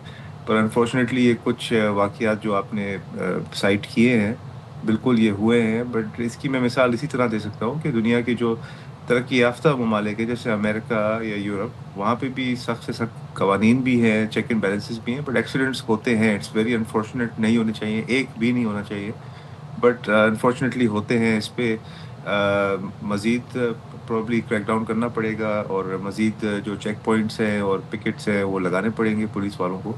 اینڈ جو ہماری لیکن کیا یہ پھر حادثات ہوتے رہنے دینے چاہیے, کیونکہ ڈیولپ کنٹریز میں بھی ایسا ہوتا ہے؟ کیا ہم یہ دیکھیں نادر کہ ہیوی ٹریفک جو ہے اس کے تو اوقات کار بھی تبدیل ہو گئے, اور ڈرائیور کی فٹنس, گاڑی کی فٹنس, ڈرائیور کی تربیت, تمام تر چیزیں جی ایک ایک چیز چیک کی جائے گی, اس کے بعد الاؤ کیا جائے گا, سڑک پر آئیں گے, اسپیڈ لمٹ پھر مقرر کی گئی. اس سب کے باوجود جب یہ حادثات ہو رہے ہیں تو کیا ہم یہ سمجھیں کہ یہ صرف مطلب یہ صرف پیپر پہ ہیں, چیک اینڈ بیلنس جو ہے وہ ایکچوئل میں ہو نہیں رہا ہے, ان پلیس نہیں ہے پورا سسٹم پوری طرح سے, تبھی ہمیں رزلٹ نہیں مل رہا ہے. دیکھیں کم از کم چلے آپ نے یہ تو ایکسیپٹ کیا کہ قوانین موجود ضرور ہیں, ان کی انفورسمنٹ میں کچھ ایشوز آئی بلیو آ رہے ہیں, اور کچھ پولیس انتظامیہ کی طرف سے انفورس شاید صحیح طرح سے نہیں ہو رہی. ہوم منسٹر صاحب نے ماضی میں بھی, اور اوور آل جو سندھ حکومت ہے اس نے ماضی میں بھی سختی سے احکامات دیے ہیں تمام جو لا انفورسمنٹ ایجنسیز ہیں ان کو, کہ ان کے اوپر انفورسمنٹ سخت سے سخت کی جائے. اور جگہ جگہ میں نے خود, کیونکہ میں بھی اسی شہر میں ہی رہتا ہوں کراچی میں, دیکھتا ہوں کہ انفورسمنٹ کی جاتی ہے.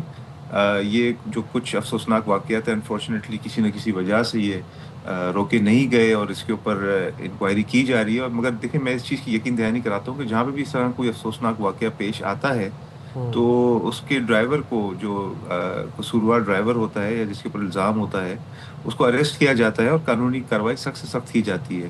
کسی بھی جان کا جو ضائع ہے اس کو اس طرح اگنور نہیں کیا جاتا حکومت کی یا حکومت کے کسی بھی ادارے کی طرف سے, اور کوشش یہ کی جاتی ہے کہ انصاف دلایا جائے اور مزید اس طرح کے واقعات نہیں ہو. انفارچونیٹلی میں نے یہ دیکھا ہے ضرور کہ جو افطار کے اوقات ہوتے ہیں, اسپیشلی اس چیز کی میں خود گواہی دیتا ہوں کہ بہت دفعہ میں نے دیکھا ہے کہ جو افطار کے اوقات ہے اس میں ہمارے جو صرف پیسنجر کار ڈرائیورز نہیں, موٹر سائیکل والے, ٹرک والے, وہ بہت زیادہ جلدی میں بھی ہوتے ہیں, اور اسی ٹائم پہ انفارچونیٹلی جو پولیس کے جو چیک پوائنٹس ہوتے ہیں وہاں پہ جو ہمارے اہلکار ہوتے ہیں. دیکھیں وہ آپ مجھے ایک بات بتائیں کہ پھر کیا رمضان کے لیے ٹریفک پلان بنایا گیا تھا اس دفعہ رمضان سے پہلے اس کو؟ نہیں, میں آپ شاید میری بات سمجھے نہیں. ٹریفک اس ٹائم پہ اکثر ہوتی نہیں ہے. مطلب میں آپ سے یہ کہنا چاہ رہا ہوں کہ جیسے فار ایگزامپل اگر 6:40 پہ افطار کا ٹائم ہوتا ہے تو ہمارے ماشاءاللہ جو کراچی کے جو دوست ہیں, ہمارے بھائی ہیں جو سارے رہنے والے, وہ این 6:35 کا انتظار کرتے ہیں گھر پہنچنے کے لیے. اور میں نے اکثر دیکھا ہے کہ سگنل بھی توڑتے ہوئے بھگاتے ہوئے جاتے ہیں گاڑیاں. آپ مطلب تھوڑا 6 بجے پہنچ جائیں, وہ ایسے تو نہیں کرتے ہوں گے نادر, وہ جب ان کا آف ٹائم ہوتا ہوگا تبھی وہ گھروں سے نکلتے ہوں گے, ورنہ تو پورا سال ہم دیکھتے ہیں 2 بجے بھی رش ہوتا ہے اسکول کی چھٹی کے ٹائم پہ, 5 بجے دفتر کی چھٹی کے ٹائم بھی رش ہوتا ہے. جاننا میں آپ سے یہ چاہ رہا ہوں کہ پیر محمد شاہ صاحب, ہمیں خبر آئی کہ وہ چینج ہو گئے ہیں, نیو DIG ٹریفک آ گئے تھے, اس کے بعد اب وہ جو نیو والے تھے وہ چلے گئے ہیں, شاہ صاحب پھر واپس آ گئے ہیں. ان کے آنے کے بعد بھی کوئی تبدیلی نہیں ہوئی, اور وہ گئے کیوں تھے؟ مطلب کچھ ذرا سمجھائیں گے ابھی چل کیا رہا ہے؟ دیکھیں گئے تو ظاہر سی بات ہے, اس کی ان کے اوپر ایک انکوائری انیشیٹ کی گئی تھی, اور کچھ الزامات تھے ان کے اوپر, اور یہ تمام جو دستاویز ہیں یہ تو سوشل میڈیا میں, بلکہ آپ چینلز نے بھی دکھائے تھے کہ IG صاحب نے ان کے اوپر ایک انکوائری لانچ کی تھی, اور آئی بلیو وہ انکوائری ہو گئی, اور انکوائری میں کوئی ان کے خلاف کوئی ثبوت شاید نہیں ملا, تو اسی وجہ سے وہ ری انسٹیٹ کیے گئے. اور ری انسٹیٹ کرنے کا بھی وجہ یہ تھا کہ جو ٹریک سسٹم, جس کو ٹیکنیکلی ٹریک سسٹم بولتے ہیں اور عام الفاظ میں چالان سسٹم بولتے ہیں, انہوں نے اس کو متعارف کرایا, جس کی وجہ سے ہم نے دیکھا کہ بہت بہتری آئی ہے ٹریفک کے فلو میں, اور جو پینلٹی سسٹم ہے اور ٹکٹنگ سسٹم ہے اس کے اندر. تو بالکل ان کے اوپر مزید آئی بلیو ایک ذمہ داری بنتی ہے کہ اگر ان کو دوبارہ سے گورنمنٹ نے ری انسٹیٹ کیا ہے اور ایک اہم ذمہ داری دوبارہ سے دی ہے, تو I am sure he is very serious about it. اور میں نے خود دیکھا ہے کافی ان کی جو پولیس کے آفیشیل جو سوشل میڈیا ہینڈلز ہیں وہ گئے, انہوں نے جگہ جگہ علاقوں کا دورہ کیا ہے, وزٹ کیا ہے, اور ٹریفک کے انتظامات دیکھے ہیں یہ رمضانوں میں اور سحری کے اوقات میں. بٹ اگین انفارچونیٹلی یہ واقعات ہو رہے ہیں, اس کے اوپر گورنمنٹ بالکل دوبارہ سے نوٹس لے گی اور میک شور کرے گی کہ جو ہمارے لا انفورسمنٹ ایجنسیز ہیں ان کو سخت سے سخت ہدایات دے, انسانی جانوں کا ضائع ہو رہا ہے اس کو انشور کیا جائے کہ وہ مزید نہ بڑھے. ٹھیک ہے, تھینک یو سو مچ. نادر قبول ہمارے ساتھ ترجمان سندھ حکومت. دیکھیں جناب, سسٹم جب خود سے کام دے گا نا تو پھر کسی میڈیا سے خبر پتہ چلنے کی ضرورت نہیں پڑے گی. افسران اگر یہ رپورٹ تیار کر کے دیں کہ جی کس علاقے میں کتنے حادثات ہوئے, حادثات کی وجہ کیا تھی, کس گاڑی نے کس کو ٹکر کری اور کیا حادثات کی وجہ بنی, تو خود بخود سسٹم جو ہے نا وہ ہیل ہوتا جائے گا, اپنی کریکشن کرتا جائے گا. مجھے تقریباً 1.25 سال ہو گیا ہونے والا ہے باخبر سے میرا کرتے ہوئے. اس پورے ٹائم ڈیوریشن میں ایک دفعہ نہیں 50 دفعہ DIG ٹریفک ہمارے پروگرام میں آ کے یہ بات کہہ چکی ہیں کہ بس ڈاگ ٹیسٹ شروع ہونے لگے ہیں, بس ڈیش کیم اب آپ کو ہر ہیوی ٹریفک میں نظر آئے گا, آپ کو فٹنس سرٹیفکیٹ ملے گا, آپ کو ڈرائیور کے ٹیسٹ, یہ وہ سیفٹی گرلز. مجھے تو آج تک کسی 18 ویلر کے اوپر سیفٹی گرل بھی نظر نہیں آئی, تو ڈیش کیم تو بہت دور کی بات ہے, ٹریکرز بہت دور کی بات ہے. ٹائم لائن بھی دی گئی تھی کہ اتنے عرصے میں کرا لیں, نہیں تو جرمانے ہوں گے. چلیں جی ویسے آگے بڑھتے ہیں, نہیں تو یہ بات ہماری ختم نہیں ہو پائے گی. چیئرمین پیپلز پارٹی بلاول بھٹو کے زیر صدارت پارلیمانی پارٹی کے اجلاس کے بعد صدر آصف علی زرداری کی شرکت, اور صدر آصف علی زرداری نے وزیر اعلیٰ سندھ اور ان کی کابینہ پر اعتماد کا اظہار کیا. وزیر اعلیٰ سندھ اور ان کی ٹیم کے حوالے سے کہا کہ بہت اچھا کام کر رہی ہے, اچھے کاموں کا تسلسل جاری رکھیں, مشکل حالات میں بھی عوام کو جتنا ممکن ہو سکے ریلیف دیا جائے. اس موقع پر بلاول صاحب کا کہنا تھا کہ ہم آگ لگانے والے نہیں, آگ بجھانے والوں میں سے ہیں. سانحہ گل پلازا کا مقابلہ کرنے والوں پر تنقید ناقابل فہم ہے. بلاول صاحب نے یہ بھی کہا کہ کچھ لوگ کراچی میں جیالہ میئر نہیں چاہتے, مرتضی وہاب کی کارکردگی سے میں مطمئن ہوں. یہ تو پھر بات کر لیتے ہیں. ہمارے ساتھ منم ظفر صاحب موجود ہیں, امیر جماعت اسلامی کراچی.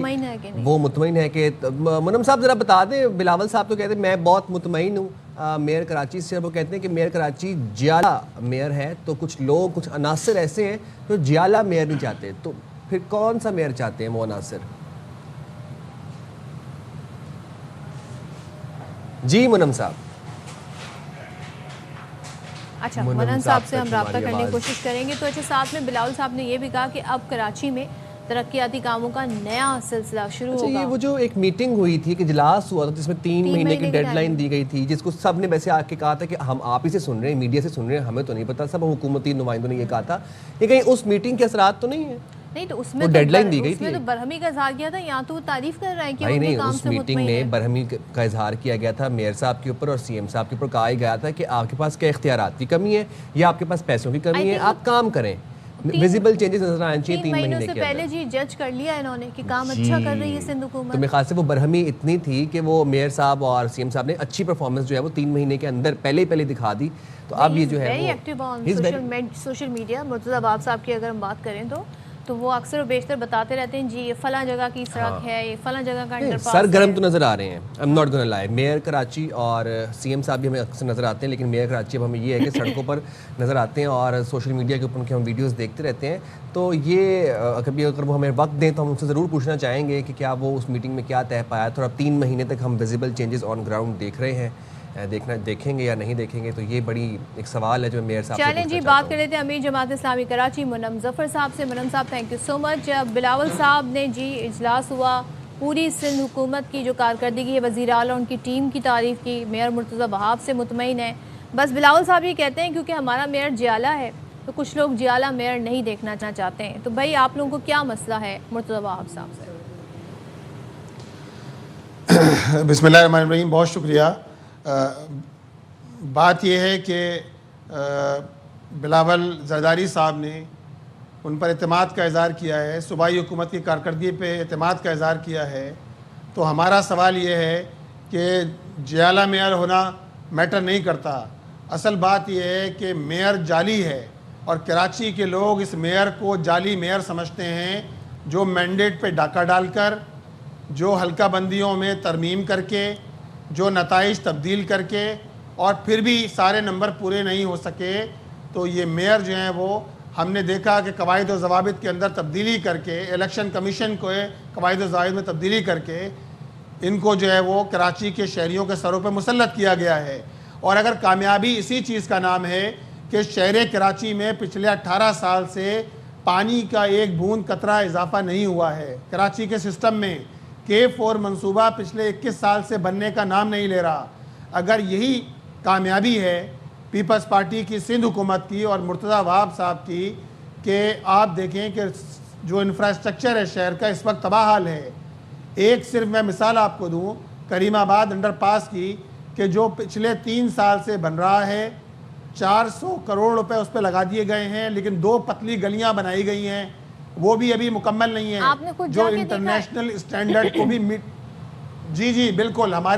ہم نے اپنے یہاں سے وقت بھیجا تھا, اپوزیشن لیڈر گئے تھے, ہم نے باقاعدہ اس کا انٹرنیشنل اسٹینڈرڈ جو ہے وہ کہتا ہے کہ کم از کم 27 فٹ ہونا چاہیے, لیکن یہ 18 فٹ کی ایک سڑک ہے جس پہ کس طرح اگر کوئی گاڑی خراب ہو جائے گی تو دوسری گاڑی کیسے نکلے گی. اور سوال یہ ہے کہ اس کی ضرورت کیا تھی.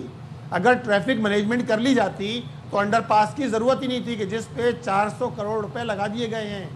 تو اس طرح اگر یہی کامیابی ہے, یہی کارکردگی ہے, تو آپ مجھے بتائیے کہ ایک جانب آپ نہ شہریوں کو پانی دے رہے ہیں, شہری اسٹریٹ کرمنلز کا نشانہ بن رہے ہیں, شہری روزانہ حادثات کا شکار ہو رہے ہیں, اور جس کے نتیجے کے اندر جو ہے اپنی جان سے ہاتھ دھو بیٹھتے ہیں. تو یہ کارکردگی ہے پیپلز پارٹی کی. بھئی آپ کی بات کے جواب میں جو مرتضی عباس صاحب کی بات ہے میں وہ سامنے رکھ دیتی ہوں, کیونکہ وہ یہاں پہ نہیں ہے اپنی بات کو ڈیفینڈ کرنے کے لیے. وہ یہ کہہ رہے ہیں جناب یہ تو کے ڈی اے نے بنائی ہے نا, یہ جس کریم آباد انڈر پاس کی آپ بات کر رہے ہیں, تو ان کے انجینئرز اور انہوں نے یہ ساری پلاننگ. ارے بھائی کس کو دھوکہ دے رہے ہیں مرتضی عباس صاحب, کس کو دھوکہ دے رہے ہیں؟ وہ یہ بتائیں کے ڈی اے کس کے ماتحت آتا ہے؟ کے ڈی اے صوبائی حکومت کے ماتحت ہے. یہ بتائیں کہ وہ ہر تھوڑے دنوں بعد جا کے اس کی افتتاح کی تاریخ کیوں دیتے ہیں؟ 5 مرتبہ افتتاح کی تاریخ دے چکے ہیں. وہ منصوبہ جو 1 ارب 35 کروڑ کا تھا آج 4 ارب کو پہنچ گیا. آپ 5 مرتبہ تاریخیں دے چکے ہیں, تو آپ کیوں جا کے کھڑے ہوتے ہیں؟ لیکن کے ڈی اے کس کے پاس ہے؟ کے ڈی اے پہ پیپلز پارٹی کا قبضہ ہے. آپ سب چھوڑیے, ہب کینال بنائی گئی تھی کہ کراچی کے لوگوں کو 100 ملین گیلن پانی ملے گا. آپ بتائیے ہب کینال, نئی ہب کینال تو بند ہے. اورنگی ٹاؤن کے لوگوں کو پانی نہیں مل رہا, سائٹ ایریا کے لوگوں کو پانی نہیں مل رہا, اسی طرح کیماڑی کے لوگوں کو, بلدیہ ٹاؤن کے لوگوں کو پانی نہیں مل رہا, ڈسٹرکٹ سینٹرل کے لوگوں کو پانی نہیں مل رہا. تو کیا فائدہ ہوا؟ 12 ارب 80 کروڑ روپے آپ نے ڈبو دیے. اچھا چلیں, یہ ہے کارکردگی منم صاحب پیپلز پارٹی کی. ٹھیک ہے, آپ بالکل ناخوش ہیں پیپلز پارٹی کارکردگی سے. اب ذرا آ جاتے ہیں جماعت اسلامی کے 9 ٹاؤنز پہ, وہ بھی کراچی کا حصہ ہیں. آپ مطمئن ہیں ان 9 ٹاؤنز میں جو کارکردگی, جو کام, جو سب کچھ ہو رہا ہے, آپ اپنی پرفارمنس سے وہاں پر راضی ہیں, مطمئن ہیں؟ جی بالکل الحمدللہ ہم اس سے مطمئن ہیں. نہ صرف مطمئن ہیں بلکہ الحمدللہ اس کو بہتر سے بہتر بنانے کے لیے کوشش کر رہے ہیں. اچھا. اور یہ 2026 کا سال انشاءاللہ تعالی ڈیولپمنٹ کے لیے مطلب ایسے کیا کام ہے جن سے آپ بہت مطمئن ہیں, اور جو آپ کہتے ہیں کہ مطلب یہ مطلب ٹریڈ مارک ایک مائل سٹون کام ہے جو ہم نے اپنے 9 ٹاؤنز میں کیے؟ دیکھیں جی, ہم نے اپنے 2.5 سال میں 9 ٹاؤنز کے اندر 234 پارک ڈیولپ کرے ہیں. ہم نے 45 جو ہے کھیلوں کے میدان ڈیولپ کرے ہیں. ہم نے سرکاری اسکولوں کو جہاں کوئی جانا پسند نہیں کرتا تھا, الحمدللہ وہاں کی بچوں کی اٹینڈنس کے اندر, داخلوں کے اندر اضافہ ہوا ہے, ان کو ماڈل بنایا ہے. ہم نے اسٹیٹ آف دا آرٹ, ہم نے اسی طرح ہیلتھ کیئر سینٹرز بنائے ہیں. Primary health care centre Gulberg کے اندر ہم نے بنایا. اسی طرح ہم نے ماڈل پارک کے تحفے دیے, ہم نے اوپن ایئر جم کے تحفے دیے. اسی طرح آپ دیکھیں حیدری مارکیٹ کو ماڈل مارکیٹ بنا کر پیش کیا گیا. اور میں خود کل حیدری مارکیٹ گیا تھا, وہاں کی تاجر برادری, وہاں کی ایسوسیشن اتنا مطلب وہ.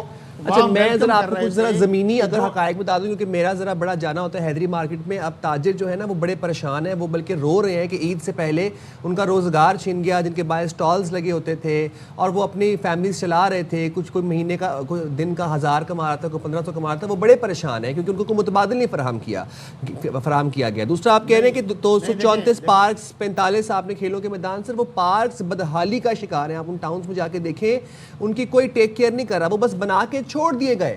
اور آپ جو اوپن ایئر جمز کی بات کریں سر, وہاں پر لوہا جو ہے نا وہ منشیات کے عادی افراد اتار کے لے کے چلے گئے. وہاں پہ کوئی جم فیسلٹی نہیں ہے, بس وہاں پر کٹے ہوئے لوہے لگے ہوئے ہیں. میرا خیال ہے اس کو کریکشن کر لیجئے. آپ یہاں کریکشن کریے. آپ جماعت اسلامی کے 9 ٹاؤن میں جو پارک رینوویٹ ہوئے تھے, جو ہم نے ڈیولپ کیے تھے, اور جہاں اوپن ایئر جم بنائے گئے تھے, آپ ان کا موازنہ پیپلز پارٹی کے 13 ٹاؤن سے کیجئے. میں آپ کو چیلنج کے ساتھ یہ بات کہتا ہوں کہ گلبرگ ٹاؤن کا صرف گلبرگ ٹاؤن کی میں مثال دیتا ہوں. گلبرگ ٹاؤن میں جتنا کام ہوا تھا, پیپلز پارٹی اپنے 13 ٹاؤن میں سے کوئی ایک ٹاؤن لا کے پیش کر کے دکھا دے کہ جہاں کام ہوا ہو.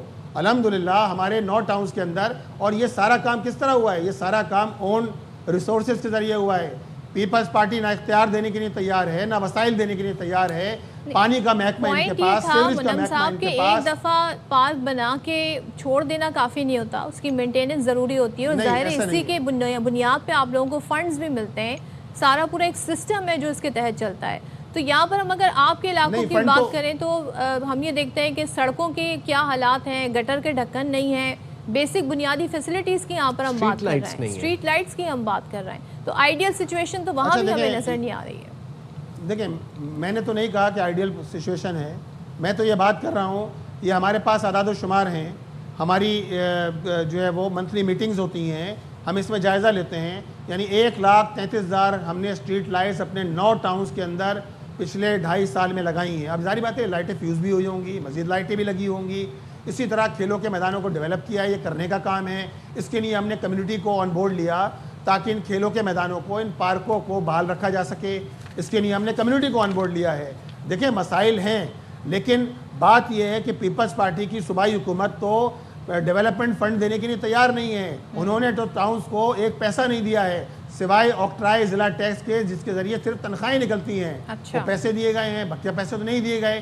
اور اسی طرح جو ایک 18ویں ترمیم کے بعد یہ بات تھی نا کہ اختیارات اور وسائل نچلی سطح پہ تقسیم ہوں گے، تو بات تو یہ جمہوریت کی کرتے ہیں، لیکن 18ویں ترمیم کے بعد یہ پی ایف سی کرنے کے لیے تیار نہیں ہے، یہ اختیارات نچلی سطح پہ دینے کے لیے تیار نہیں ہے. اس سب کے باوجود الحمدللہ اختیار سے بڑھ کر کام کرنے کی کوشش کی ہے. وسائل کو امانت داری اور دیانت داری کے ساتھ لگانے کی کوشش کی جا رہی ہے.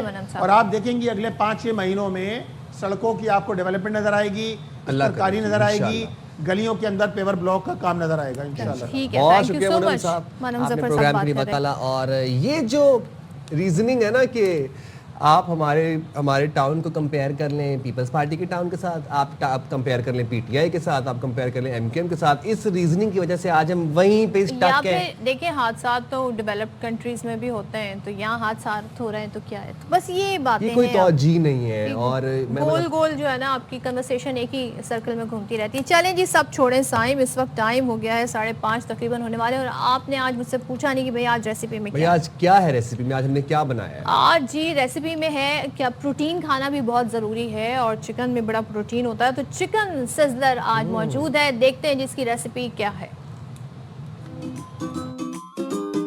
آج کی ہماری ریسیپی ہے چکن سزلر. سب سے پہلے ایک پین میں 2 ٹیبل سپون آئل گرم کریں. اب اس میں 1 ٹیبل سپون ادرک لہسن پیسٹ ڈالیں.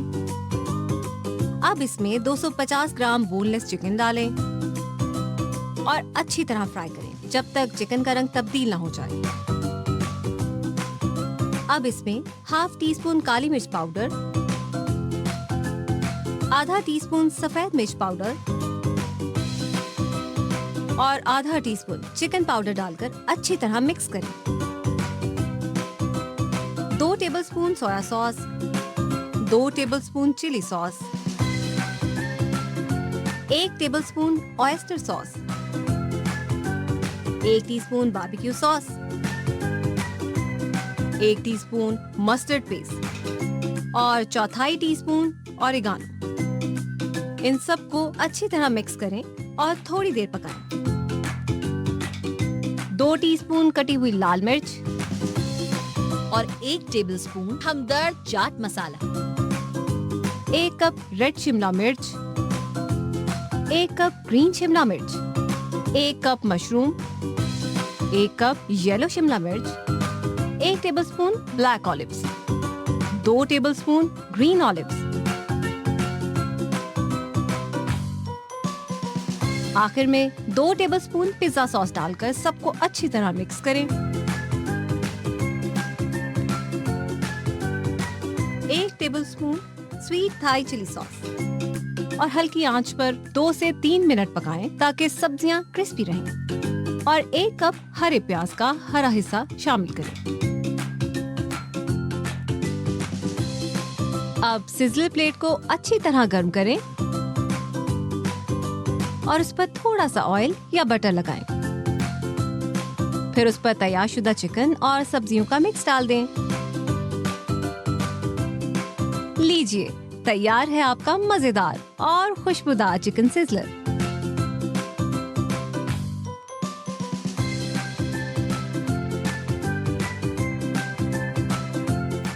بہت مزیدار چکن سزلر، چٹپٹا سزلنگ میں لے کے آتا ہوں. ہم جا رہے ہیں بریک پہ، حاضر ہوں گے بریک کے بعد. Stay there with us. جلدی جائیں.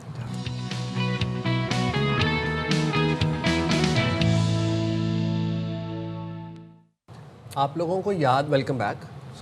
آپ لوگوں کو یاد ہوگا کہ ہم نے آپ کو تقریباً رمضان شروع ہونے سے پہلے خبر دی تھی کہ یہ ولیکا اسپتال میں استعمال شدہ سرنجز جو ہیں وہ لگ رہی ہیں، اور اس کے باعث کتنے 100 کی تعداد میں لوگوں کو HIV ہو گیا. HIV ہو گیا. HIV کیوریبل نہیں ہے، اتنی مہلک بیماری ہے. ایڈز کی بات ہو رہی ہے. اچھا، اور افسوس کی بات ہے کہ ان لوگوں کو جن کو HIV ہوا ان کو پتہ بھی نہیں تھا. وہ تو بعد میں اسپتال کے عملے نے پتہ لگوایا کہ وہ سرنج کس کس کو لگی، ریکارڈز دیکھے تو بلایا اور ٹیسٹ کی کہ آپ کو HIV ہے. تو یہ تو ہو رہا ہے کراچی میں. یہ کراچی کے بڑے مسائل میں سے ایک مسئلہ ہے. اب سرکاری اسپتالوں کی اگر ہم بات کریں تو اس سے نکلنے والا جو ویسٹ ہے وہ اب بڑی بیماریوں کی وجہ بننے لگا ہے. کیسے؟ ذرائع بتاتے ہیں کہ اسپتالوں سے نکلنے والا 10% طبی فضلہ جو ہے رات کے اندھیرے میں شہر میں پھینکا جا رہا ہے، کہیں بھی ڈمپ کر دیا جاتا ہے.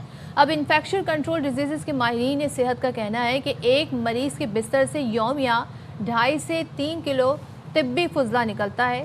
اس میں سے 1 کلو انفیکشن پھیلانے والا طبی فضلہ شامل ہوتا ہے، جس میں مریض کا ظاہر استعمال شدہ سرنج ہوتی ہے، ڈرپس ہوتی ہیں، کینولا ہوتا ہے، بلڈ بیگز ہوتے ہیں، یورین بیگز ہوتے ہیں. یہ بہت ساری ایسی چیزیں ہوتی ہیں جو اس فضلے میں شامل ہوتی ہیں. انور خان ہمارے ساتھ موجود ہیں، ان سے مزید تفصیلات جانتے ہیں. انور، یہ جو سارا فضلہ ہے جو کہ یومیہ 2.5 سے 3 کلو ایک مریض سے ایکسٹریکٹ ہوتا ہے، یہ فضلہ شہری علاقوں میں ڈمپ کیا جا رہا ہے؟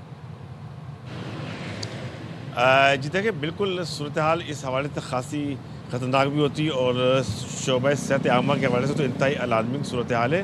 اور ظاہری بات ہے طبی فضلہ ہوتا ہے جو کہ کراچی کے نجی و سرکاری اسپتالوں کا ہوتا ہے. اگر اس کی تعداد کا تعین کیا جائے گا کہ جس کی حتمی تعداد کا تعین، عدد شمار یا اس کے حوالے سے کوئی ڈیٹا جو ہے متعلقہ اسپتالوں کی جانب سے جاری نہیں کیا جاتا ہے. اور یہ صورتحال انتہائی حد تک خطرناک ہے کہ شہر کے جو مختلف رہائشی مدافعاتی علاقے ہیں وہاں پہ جو ہے وہ آپ کو کراچی کے مختلف اسپتالوں میں استعمال ہونے والا طبی فضلہ بآسانی وہاں پہ نظر آئے گا. اس کے نتیجے کے اندر نہ صرف اس کو دوبارہ ریسائیکل بآسانی کیا جا سکتا ہے، بلکہ وہاں پہ جو وہ افراد جو کہ اس چیزوں کو کوڑا کرکٹ کو جمع کرتے ہیں، اگر وہ اس سے اٹھانے کے دوران انفیکٹ ہو جائیں تو وہ اس کے نتیجے کے اندر وہ دوسرے لوگوں کو بھی انفیکٹ کرنے کا سبب بن سکتے ہیں. اگر ہم بات کریں گے تو کراچی میں 2012 میں جو ہے وہ DPS پلانٹ سسٹم جو ہے متعارف کرائے گئے تھے، یعنی ڈیپ پیٹ اسٹرلائزیشن کا یہ عمل ہوتا ہے. 11,000 تقریباً 1,000 سے زائد ڈگری سینٹی گریڈ کے اوپر ان تمام چیزوں کو تلف کیا جاتا ہے. اور اگر یہ بات کریں جنا اسپتال ہو گیا، سول اسپتال ہو گیا، ساتھ ساتھ 6 ضلع اسپتالوں کے اندر کم و بیش یہ صورتحال ہے. البتہ سول اسپتال کراچی کے اندر یہ پورا کا پورا سسٹم موجود ہے، ایک فال سسٹم ہے کہ جہاں پر 1,000 ڈگری سینٹی گریڈ کے اوپر اس پورے کے پورے طبی فضلے کو تلف کر دیا جاتا ہے.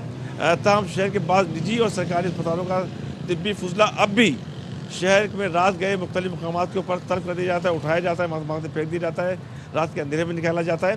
تو یہ وہ صورتحال ہوتی ہے جو کہ نقصان کا سبب بن سکتی ہے. البتہ شہر کے 2 سے 3 بڑے پرائیویٹ نجی اسپتال ہیں کہ جہاں پہ صورتحال کنٹرول کے اندر ہے، وہاں پہ تمام کے تمام اسٹینڈرڈ کو فالو کیا جاتا ہے. ٹھیک ہے انور، بہت شکریہ آپ ہمیں تفصیلات سے اپڈیٹ کر رہے تھے. لیکن میں یہاں پر یہ حیران ہوں اور میں یہ چاہ رہا ہوں کہ ایک میٹروپولیٹن شہر ہے اور وہاں پر طبی فضلے کے لیے کوئی ڈمپنگ سائٹس نہیں ہیں. کہاں پہ ہیں وہ ڈمپنگ سائٹس؟ باقاعدہ اس کا ایک پراپر سسٹم ہے جسے کہا جاتا ہے، جی ہاں، اس کو ڈیپ ہیٹ اسٹرلائزیشن پلانٹ کہا جاتا ہے. وہاں پر ان کو باقاعدہ ڈسکارڈ کیا جاتا ہے. لیکن اس کے باوجود ہم یہ دیکھ رہے ہیں کہ یہ فضلہ اس طرح پھینکا جا رہا ہے. تو یقیناً جو متعلقہ لوگ ہیں وہ اس چیز کو دیکھیں، غور کریں. سندھ گورنمنٹ بھی اس چیز پر نوٹس فوری طور پر ایک اور بات سنیں کہ جب ہم کہہ رہے ہیں کتوں کی بہتات ہوتی جا رہی ہے، کتے انہی کچرا کنڈیوں سے کھانا کھاتے ہیں، یہیں سے ان کو بیماریاں لگتی ہیں، یہیں سے وہ ریبٹ پتہ نہیں لیفٹ رائٹ بیماریاں لے کے پھر لوگوں کو کاٹتے ہیں اور پھر انسانی جان کے لیے خطرہ بنے ہوئے ہیں.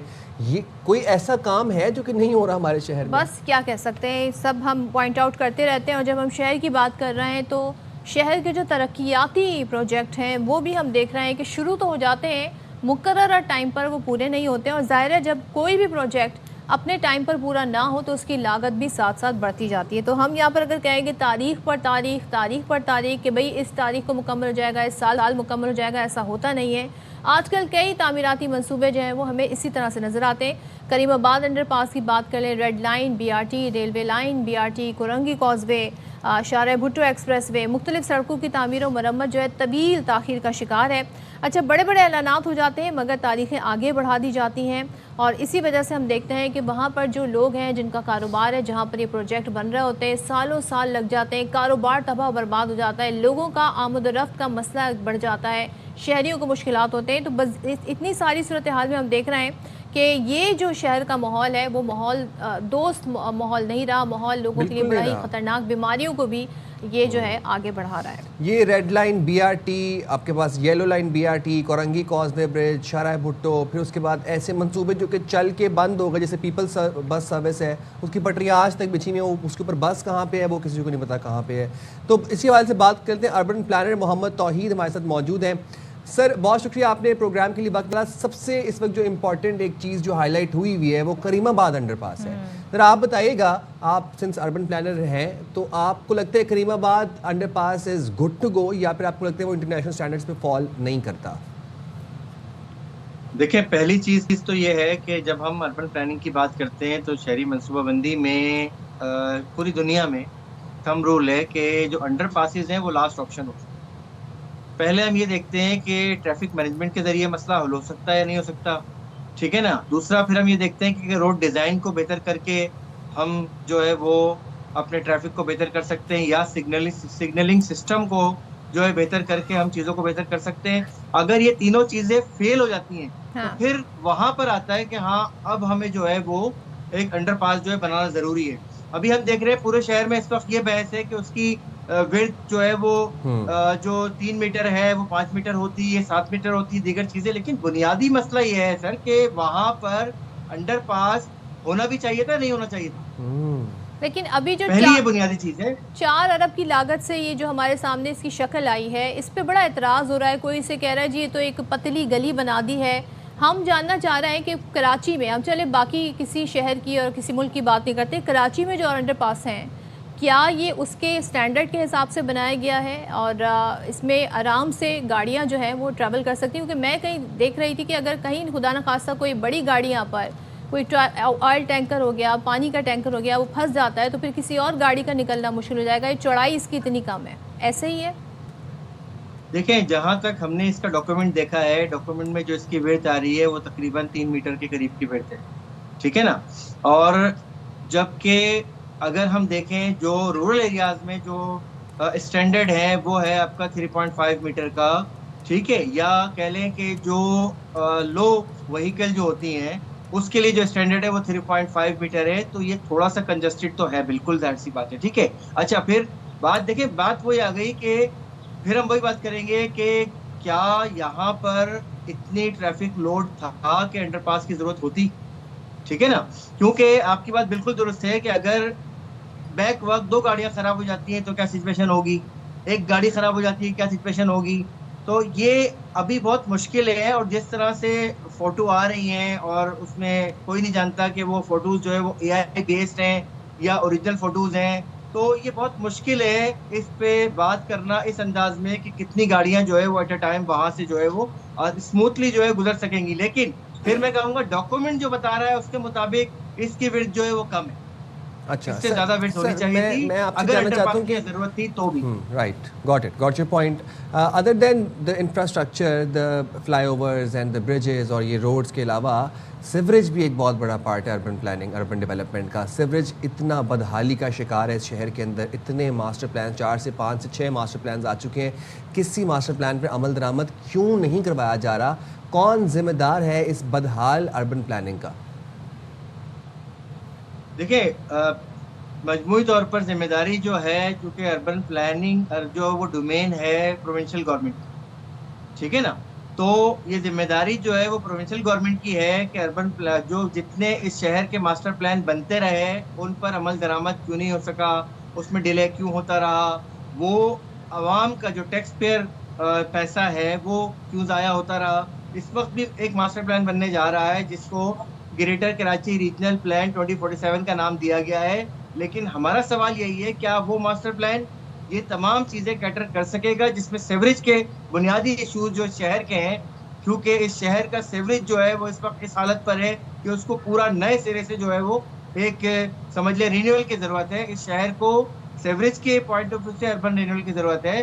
تو ہم نے پہلے بھی یہ سوال رکھا ہے کہ کیا وہ ماسٹر پلان اس سیوریج کے مسائل اور خاص طور پر جو ہم دیکھ رہے ہیں مختلف طرح کے ایکسیڈنٹ ہوتے ہیں کہ جی وہ گٹر کے ڈھکن نہ ہونے کی وجہ سے ایکسیڈنٹ ہو رہے ہیں, نالوں کے ساتھ جو ہے وہ سیفٹی وال نہ ہونے کی وجہ سے ایکسیڈنٹ ہو رہے ہیں, کیا وہ ماسٹر پلان جو ہے وہ اتنا ایکسٹینسو ہوگا, اتنی ڈیپتھ رکھے گا کہ ان چھوٹی چھوٹی چیزوں کو بھی کیٹر کر سکے گا یا نہیں کر سکے گا. کیونکہ پچھلے ماسٹر پلانز میں جہاں خامیاں تھیں اس کے ساتھ ساتھ اس کی امپلیمنٹیشن کا نہ ہونا بھی ایک بہت بڑا مسئلہ رہا. اور یہ شہر جو ہے پچھلی کئی دہائیوں سے جو ہے وہ ایک سمجھنے ڈی فیکٹو پیٹرن پہ جو ہے وہ چل رہا ہے جس کو ہم جگاڑ کہتے ہیں. ٹھیک ہے, थैंक यू सो मच, बहुत शुक्रिया आपका सारी सूरत हाल पर बात करने के लिए। दरअसल ये है कि जी काम तो हो रहे हैं लेकिन काम मयारी भी होने चाहिए ताकि बाद में मुश्किलात का सामना ना करना पड़े। हम जाएंगे ब्रेक पे, हाजिर होंगे ब्रेक के बाद। से देवदास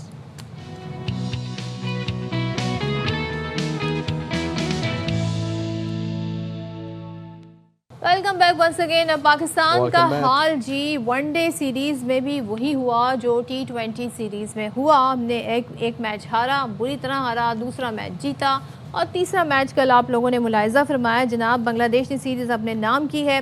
और ये जो फैसला कुन मैच था तीसरा, इसमें 11 रन से पाकिस्तान को शिकस्त दी। सोचे 290 रन बनाए थे, यानी तकरीबन 300 रन बना लिए थे बांग्लादेश ने पहले बैटिंग करते हुए। हमारे पास 291 291 रन का हदफ था और आखिर में जनाब 3 बॉलों पर 12 रन की हमें ज़रूरत थी।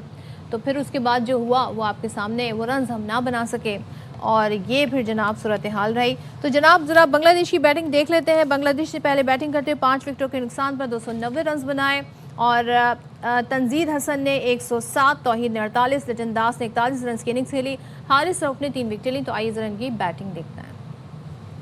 अच्छा, अब हदफ के ताकुब में पाकिस्तान की बैटिंग लाइन इब्तिदा में ही मुश्किलात का शिकार हो गई और 17 रन पर 3 खिलाड़ी आउट होकर वापस पवेलियन लौट गए। 17 रन पर 3 खिलाड़ी आउट हो गए। ये T20 में नहीं, ये वनडे में 3 खिलाड़ी 17 रन पे आउट हो गए पहले।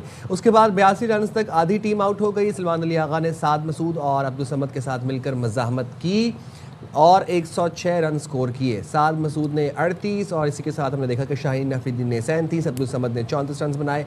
पाकिस्तानी टीम आखिरी गेंद पर 279 रन बनाकर आउट हुई और तस्कीन अहमद ने 4, मुस्तफिजुर रहमान ने 3 विकेट इनकी हासिल की। और आपको अपनी बैटिंग भी दिखाते हैं। अच्छा जी, इसके बाद हमारे कैप्टन ने वनडे के शाहीन शाह अफरीदी, उन्होंने थोड़ी गुफ्तगू भी की। उन्होंने कहा नाकामी की वजह जो अर्ली विकेटें गिरी हैं उसको करार दिया। साथ में उन्होंने कहा सलमान आगा ने बड़ी ज़बरदस्त इनिंग खेली और ख़राब आगाज़ के बावजूद हमने बेहतरीन फ़ाइट की। वाकई सलमान ने कल बड़ी ज़बरदस्त इनिंग खेली है लेकिन उनकी इनिंग जो है पाकिस्तान को मैच नहीं जिता सकी। बात कर लेते हैं साबिक टेस्ट क्रिकेटर तौसीफ अहमद साहब हमारे साथ हैं। तौसीफ साहब, मैच की हारने की बुनियादी वजह क्या बनी? फरहान हम देख रहे हैं कि तीनों मैचेस में नहीं चले। गो की T20 में वर्ल्ड कप में उन्होंने अच्छी परफॉर्मेंस दी थी, वनडे में नहीं चल रहे हैं। शिकस्त की वजह क्या समझते हैं? सलमान ने कल ज़बरदस्त इनिंग खेली उसके बावजूद भी। देखिए, वो बात तो उसने सही कही कि हमने फाइट भी की काफ़ी और बहुत अच्छा हम लोग खेले ज़रूर है। अब ये क्या वजूहात हैं ये तो आपको काफ़ी पहले से पता चल रहा है कि कभी हम सोचते हैं कि हम बैटिंग बाद में चेस करके जीत लेंगे, फिर कहते हैं हम बॉलिंग पहले कर लें। कुछ इस तरह के ऐसे मिक्स चल रहा है जिसमें हम लोग खुद बाहर बैठ के भी समझ नहीं पा रहे हैं कि ये हो क्या रहा है। तो फिर हमें भी बात करने में बड़ी मुश्किल होती है। ठीक है, इंडिविजुअल परफॉर्मेंस बहुत अच्छी है, बहुत अच्छा खेला सलमान अली आगा। और एक्चुअल क्या है कि सच बात तो ये बताऊं, इन लोगों को अभी ये नहीं पता कि हमें करना क्या है इस वक्त, इसलिए कि इनकी जो थिंकिंग है और इनकी जो प्लान बना हुआ है वो प्लान का पता ही नहीं है। आप देखिए ना, हर टीम जब सोचती है, उस दिन यही हुआ था, बात की थी कि भाई देखें आप लोग पहले सोचो तो भाई आपको अवेयरनेस ही नहीं है किसी चीज़ की, लॉ का भी आपको पता नहीं है किसी चीज़ का। वो आपने देखा था कि सलमान अली आगा के टाइम में हुआ, उससे पहले कई चीज़ें हुई थी, धोनी के टाइम में भी हुआ था। अवेयरनेस नहीं है। अवेयरनेस कल आप देखेंगे इतना बड़ा स्टाफ बैठा हुआ है, ये क्या प्लान कर रहा है। आपने देखा एक एक चीज़ को नोट किया जाता है कि उनकी बॉलिंग में प्रॉब्लम आ गई थी, वो ओवर एक आगे पीछे कर गए थे और एंड में कौन कराएगा वो ये सोच रहे थे। हाँ। तो हम विकेटें फेंकते चले गए, वेट कर लेते थोड़ा। नो डाउट सलमान अली आगा बहुत अच्छा खेले अपनी जगह, लेकिन थोड़ा सा कैलकुलेट करके आप जाओ। ये किसका काम है? ये कोच का काम है, ये बाहर बैठे लोगों का काम। कैलकुलेट करो भाई, देखो पर्ची भेजो कि भाई देखो एंड में इनके पास ओवर नहीं बचेगा, किसका ओवर बचेगा, ये है। सारी चीज़ों को कैलकुलेट करता है आदमी, मगर वो देख लें फिर वही हुआ ना कि उनके पास कैलकुलेट, वाकई वो बॉल जैसा भी कर गया, लेकिन एक मेन बैट्समैन अगर खेल रहा होता तो शायद रन्स और बन जाते। ठीक है, शाहीन ने किया अपनी जगह। वो तो शाहीन का तो ये है ना कि भाई हो गया, नहीं तो उसको क्या कहेंगे, वो ऑलराउंडर अपने आप को सब लोग कहते हैं और की भी परफॉर्मेंस। बट आई थिंक मेरा ख्याल है ये कैलकुलेशन ये सब बेकार का स्टाफ बैठा हुआ है, फायदा नहीं। रिजवान से भी काफ़ी उम्मीदें थी तो, लेकिन वो भी कोई ख़ास परफॉर्मेंस नहीं दिखा सके। रिजवान की परफॉर्मेंस कैसे एनालाइज करेंगे आप? सर रिजवान एक मैच में करके कहते हैं बस ठीक है मैंने कर लिया ना, अब और दूसरे करो, मतलब आई मीन कि देखें ये प्रॉब्लम कुछ और है, ये नहीं है। आप देखो बाहर बैठ के जब टीम में भी आ रहे थे वो मुख्तलिफ स्टेटमेंट उनके चल रहे थे, कभी कुछ कहते कभी कुछ कहते। ज़ाहिर है उनको कप्तानी से हटाया गया तो एक दिल के किसी एक गोशे में तो पड़ा हुआ है। और फिर इनको एक्चुअल मैं आपको बताऊं, इनको सिलेक्शन कमेटी या जो लोग भी हैं बोर्ड के, उनको यही नहीं पता कि किस फॉर्मेट में किसको कप्तान बनाना चाहिए। सच्ची बात तो यही है कि शाहीन ने तो 2020 में परफॉर्मेंस दी हुई थी, सारा कुछ था, उसको आप 20 के अंदर रख लेते यूँ कि वहाँ का था, आपने उसको उठा के यहाँ ले आए, कभी उसको उठा के वहाँ ले जा रहे हैं। तो ये चीज़ें जो हैं ये आपकी टीम के लिए नुकसानदेह हो रही हैं। और जहाँ तक आपने उसकी बात की रिजवान, सबके दिलों में एक खलिश है सबके थोड़ा थोड़ा कि भाई इसने मेरे साथ ये किया था, उसने मेरे साथ ये किया, आओ जब मेरा टाइम आएगा तो मैं देख लूँगा आपको। लेकिन भाई ये खलिश जो है ना मैदान में तो ना रखें। अब ये बताएं क्या करना चाहिए, 2027 में वर्ल्ड कप का सामना हमें करना पड़ेगा दोबारा से, और उसके बावजूद हमारी टीम कोई अभी तक बन नहीं पाई है। बाबर आजम को T20 में ले जाते हैं, वनडे में नहीं रखते हैं, कुछ चीज़ें जो है वो कुछ फैसले समझ से बालातर हैं। तौसीफ साहब मशवरे इस वक्त इस पॉइंट पर आप टीम को क्या देना चाहेंगे, सिलेक्टर्स को क्या देना चाहेंगे? देखिए मशवरे तो ये सुनने वाले हैं नहीं, और सही बात होगी तो जीत जाते हैं तो वाह वाह भाई सब है, लेकिन हम तो छोटी छोटी चीज़ों को देखते हैं, चाहे अंदर बैठे हों या बाहर हों, हम देखते हैं चीज़ें। मशवरा सिर्फ यही है कि देखिए ना, अभी आपने ठीक है मैं ये बाबर को नहीं खिलाया इसमें या एक दो और हमने कहा भाई चाहते, मुझे तो ऐसा फील हुआ कि ये 3-4 लड़के जो आप ले गए थे, ठीक है ये टैलेंटेड हैं अपनी जगह है, बट मुझे तो ऐसा लगा है कि इनको कैपें देनी थी कि लो भाई ये कैप ले लो और बस आप इसके बाद देखना नहीं इस तरफ, तो आप देख लीजिएगा आप बाद में क्या होगा, दूसरे आ जाएंगे तो ये लोग चले जाएंगे। फिर एक चीज़ मैं ये कहना चाहता हूँ, देखें जो आपके चीफ सिलेक्टर हैं वो कह रहे हैं बाबर तो फिट नहीं है, तो बाबर का स्टेटमेंट आ रहा है कि मैं तो फिट हूँ, मेरे बाबर तो स्टोरीज लगा रहे हैं इंस्टाग्राम के ऊपर बड़ी अच्छी मजेदार एंजॉय कर रहे हैं। समझ लेना ये कौन ख्याल करेगा, आप मुझे बताइए साइम साहब, कौन ख्याल करेगा इसका कि ये क्या हो रहा है, चेयरमैन ही करेंगे। ठीक है, ये बड़ा इंपॉर्टेंट है कि ख्याल कौन करेगा। बाबर की फिटनेस की बात हो रही, बाबर जो है वॉक कर रहे हैं, चिल कर रहे हैं अपनी लाइफ में, तो चलेंगे आप और हम यही गुफ्तगू करते रहेंगे, बस दुआ ही के साथ कर सकते हैं। इसी के साथ इजाजत चाहने का वक्त आ गया। तौसीफ साहब का बहुत शुक्रिया। अल्लाह हाफिज। पाकिस्तान जिंदाबाद।